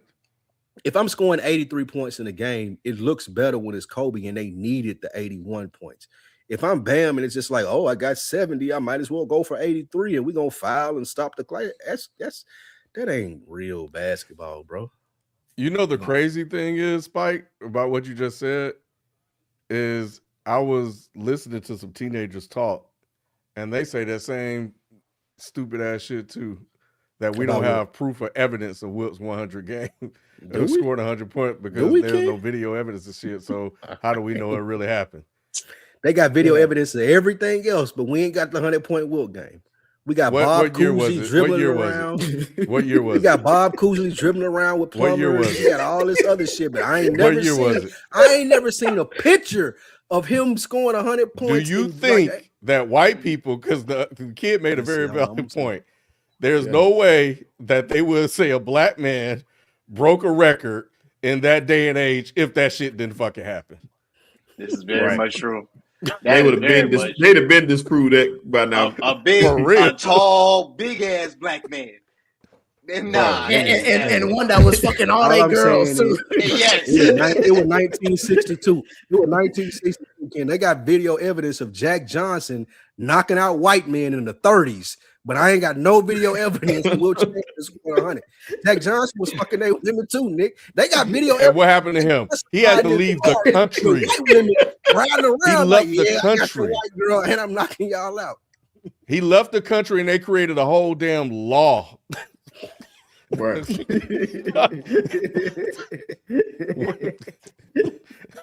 Wilt's 100 game. All right, you can have that, bro. Anyway, Herb and By, is KD the best talent ever to have zero leadership? If he's your number one option, you're not winning a chip unless he's a part of arguably the greatest team ever. Put too much on his plate and he folds. That's bullshit. This is a KD hate. Like, I don't know why KD gets some. Well, I do know why he gets a lot of hate, but he has leadership. It's just not enough leadership. What team did he lead? No, he led the Thunder. He led the Thunder to the finals. Did he? He was a leader of that team. No, who was leading that team?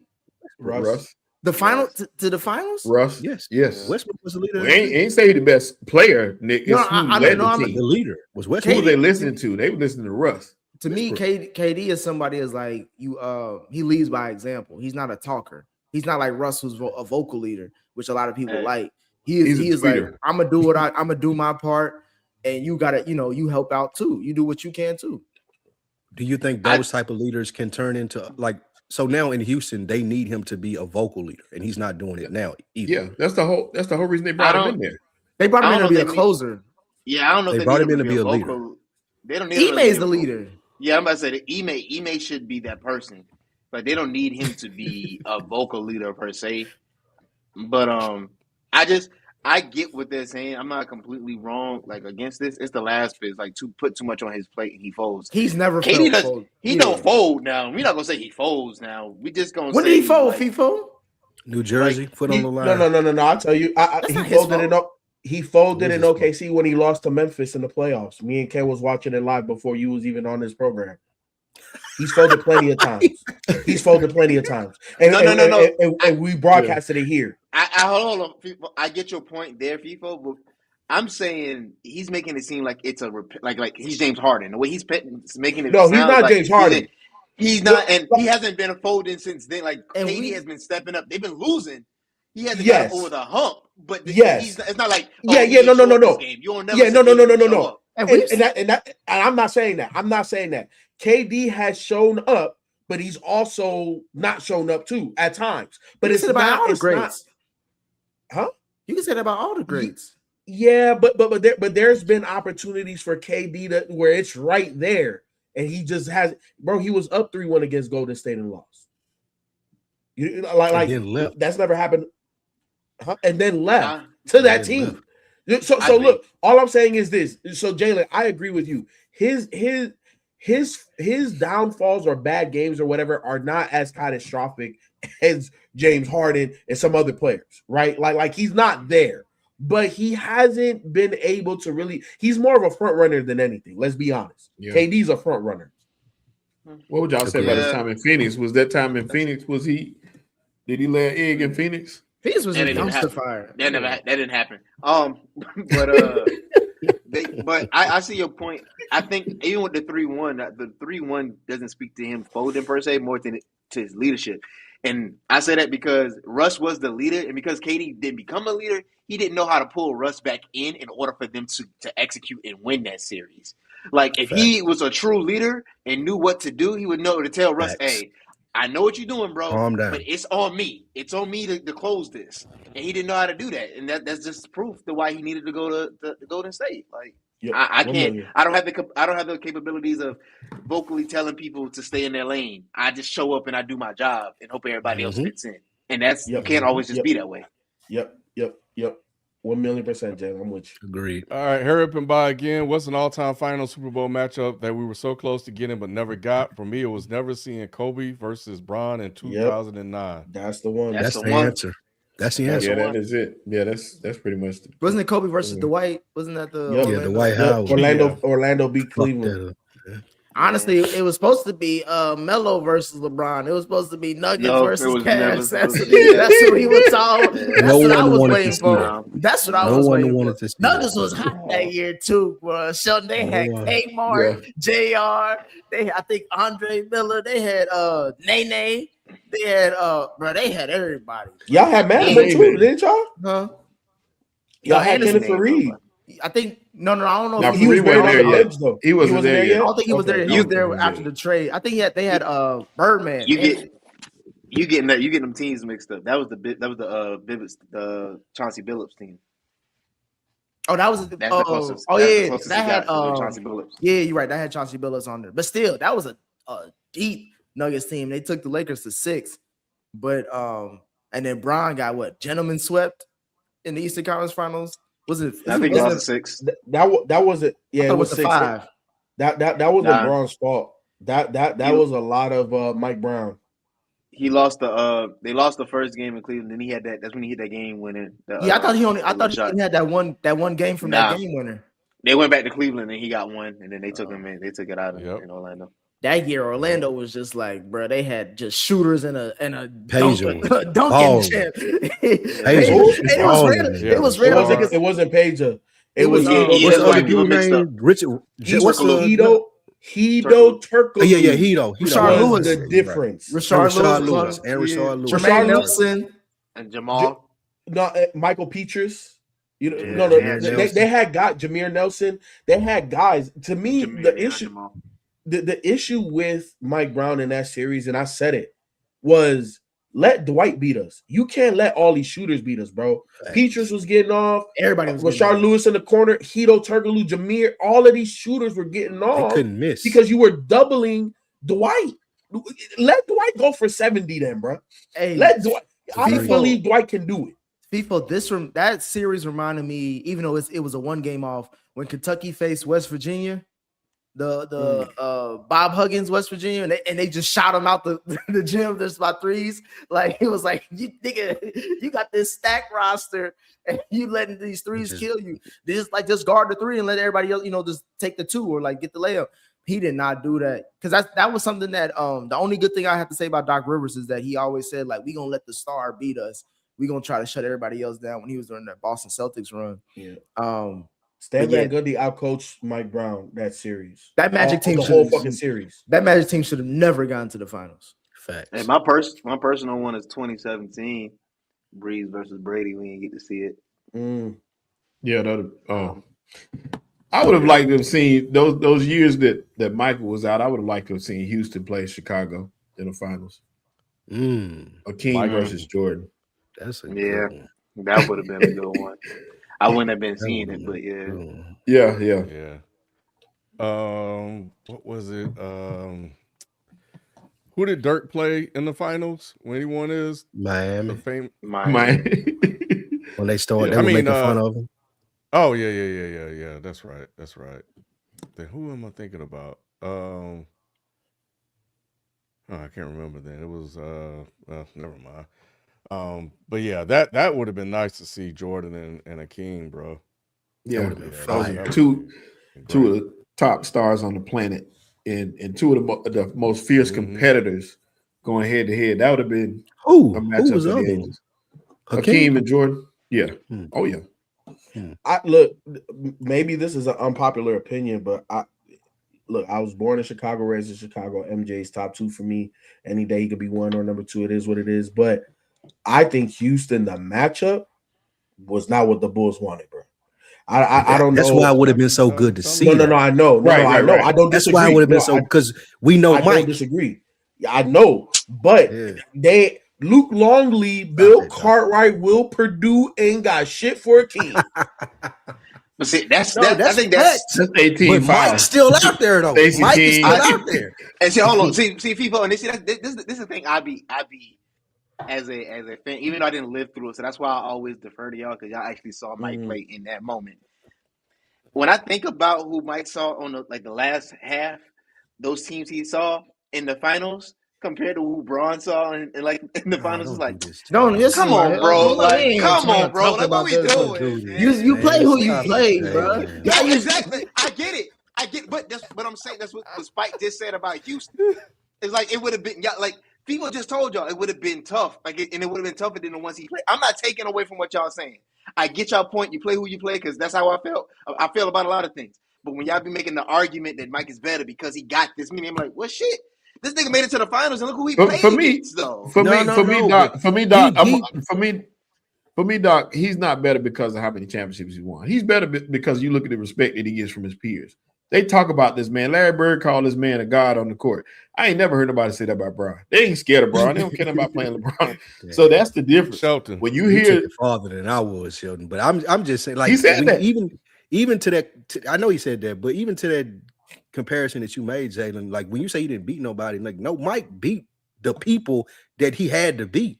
Like he went through the juggernaut that Bron went through. Like he beat a Magic Johnson his team. Let me ask y'all this. The Trailblazers team was beast mode. He beat a Charles Barkley Phoenix team, like the Seattle team that he beat. This is for the whole panel. This is for the whole panel. What was the best team that Jordan beat in the finals? That Blazers team. You think it's the Blazers team? I say the Blazers team. I say the Jazz. You said The who? Blazers team was top to Jazz. bottom. You said the Jazz? Okay. Yeah. I think that Blazers They team were was tough. top to bottom. Ken, who you think?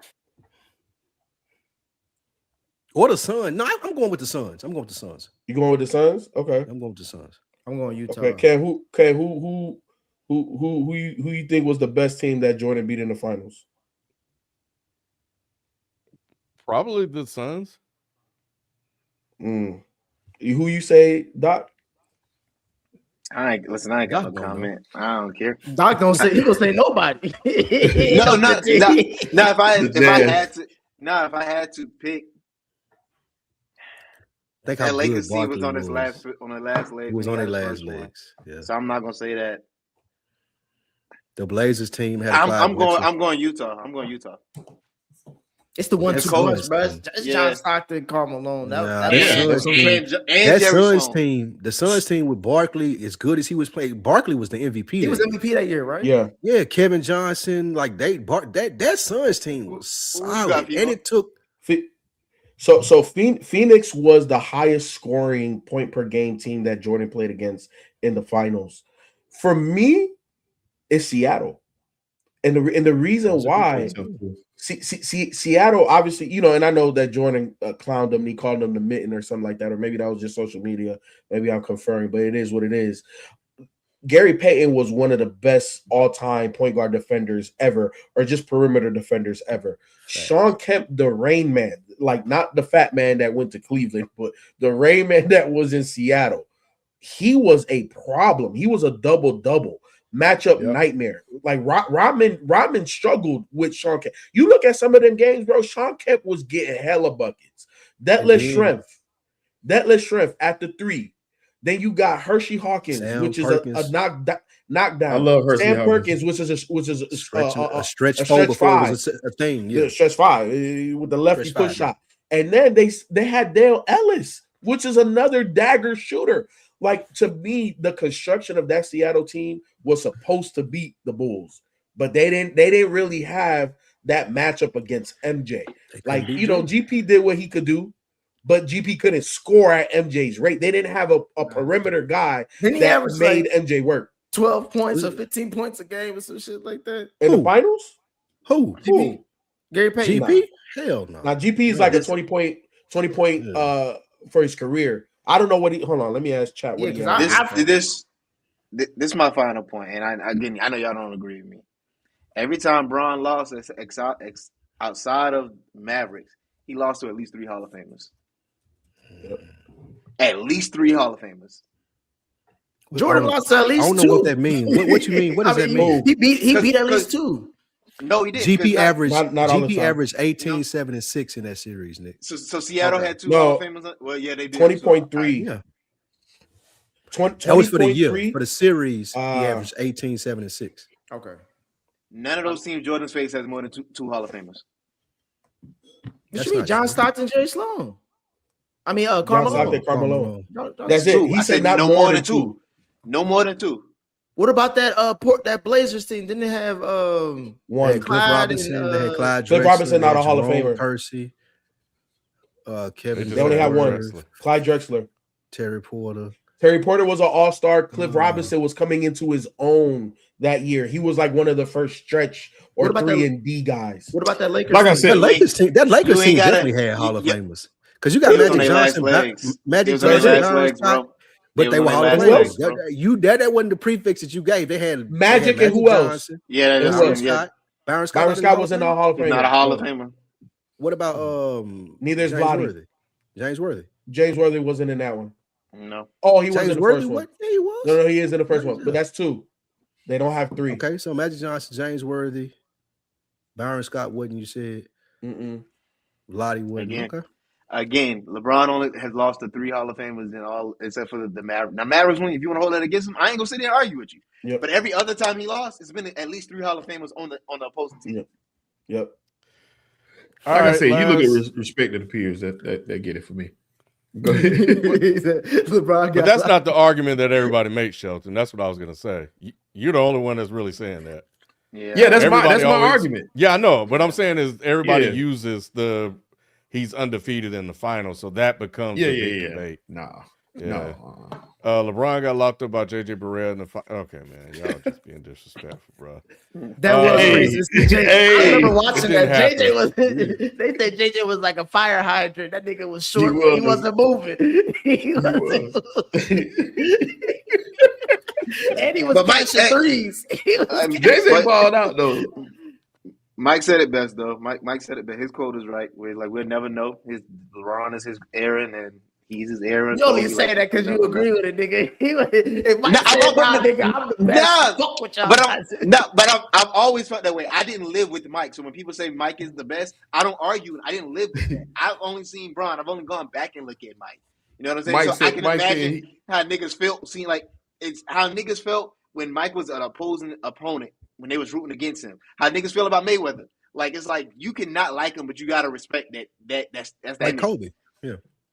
When you use the Mayweather, they're very strategic in their placement and how he fought. Same thing with LeBron. LeBron was very strategic in the way he moved. Mike just played with the hand that was dealt. So RKO. Stargate 0. They say it's Maduro's revenge, bro. Wow. And they got to let him out now, Ken. They got to let him out. They won. They got to let him out. They got to come on. Venezuela won 3-2. Yeah, Venezuela won. They got to let him out, man. Wow.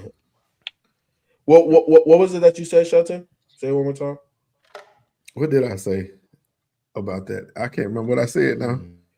I need your LeBron. Jordan played with the hand that was dealt.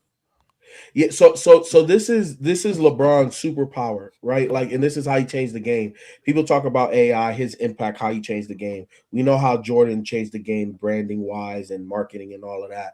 LeBron changed the game through player empowerment. So he's the one that dictated how these teams was going to get built, who he wanted, stuff like that. So yeah, you could say whatever you want, but that's how LeBron changed the game, because you can't mimic what LeBron did on the court. You know what I'm saying? Kobe did that for MJ.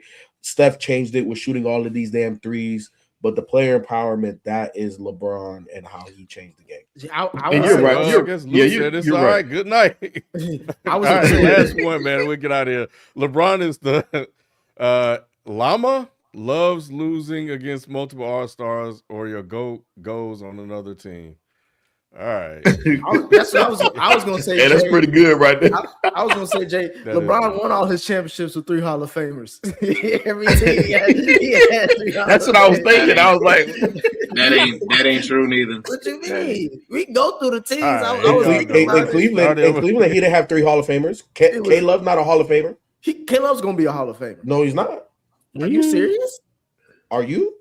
For how he started his career and he got a ring and he was a big part of that champion. Like he might. Definitely. What individual accolades does he have though? He never led the league in scoring. The fact that y'all the Basketball Hall of Fame is kind of shit, but we know what a true Hall of Famer is, and K-Love is not a true Hall of Famer. He's gonna get in though, without question. No, I'm saying without question. No. I ain't saying he's not gonna get in, but you know he ain't a Hall of Famer. I don't know nothing. I just know the difference. I just know what's gonna happen. That's all I'm trying to say. Kyrie's gonna be a Hall of Famer. Shit. Who else is on that team? Chet. That's it. They let everybody in. Might as well put Chet in there too. They go put Chet in there. The Heat teams, he had 3 Hall of Famers, and that Laker team with the bubble ring, he had 3 Hall of Famers. No, he only had 2. Dwight Howard, him and AD. Dwight Howard's gonna be all AD. But he's gonna be all he didn't play with Rondo or Dwight in their prime, bro. They didn't play with Dwight and Rondo in their prime, bro. No, that don't count the same. That don't count the same, Nick. Come on now. Come on now. When we look at the history books, what else is in that cranberry juice, my boy? What else is in that cranberry juice? It's not just juice. In 20 years, there's gonna be some goofy nigga looking like Jay that go say, "Hey, LeBron had all these Hall of Famers." Niggas trying to make the case like he did it by himself. And if Dennis Sports is here, we gonna be talking about it. We'll be like, hell, Jordan had 3 Hall of Famers too. What the fuck you talking about, nigga? Yeah, he made his Hall of Famers. One. He made him. Dennis Rodman is a Hall of Famer. He didn't make Dennis Rodman. Dennis Rodman made himself. Scottie Pippen is self-made. You think self-made? Self-made is a little rich. Self-made I is don't know about strong. that. People. That's a little rich. Did they not make the Eastern Conference Finals? It was a game away from the finals without MJ. Were they not? Did they when he got games there, without MJ? What happened? not when he got there. That was after he set him up to be success. Y'all really be disrespecting Scotty. That's the part I really do be. I love Scotty. I love Scotty, but Jordan helped create Charles Oakley. In this Scotty, bro. Y'all niggas. Jordan and Charles Oakley helped create Scotty. Scotty still had legs when Jordan left too. So y'all disrespect. Yeah, that's what I'm saying. Where in Portland? Jordan and Charles Oakley helped. Y'all talking about Portland Trailblazers, Scotty Pippen? We talking the year after MJ left, Scotty. Okay, that's it. He's talking about Portland Trailblazers. All right, man. We'll catch you guys next week. I don't know. We out. Peace.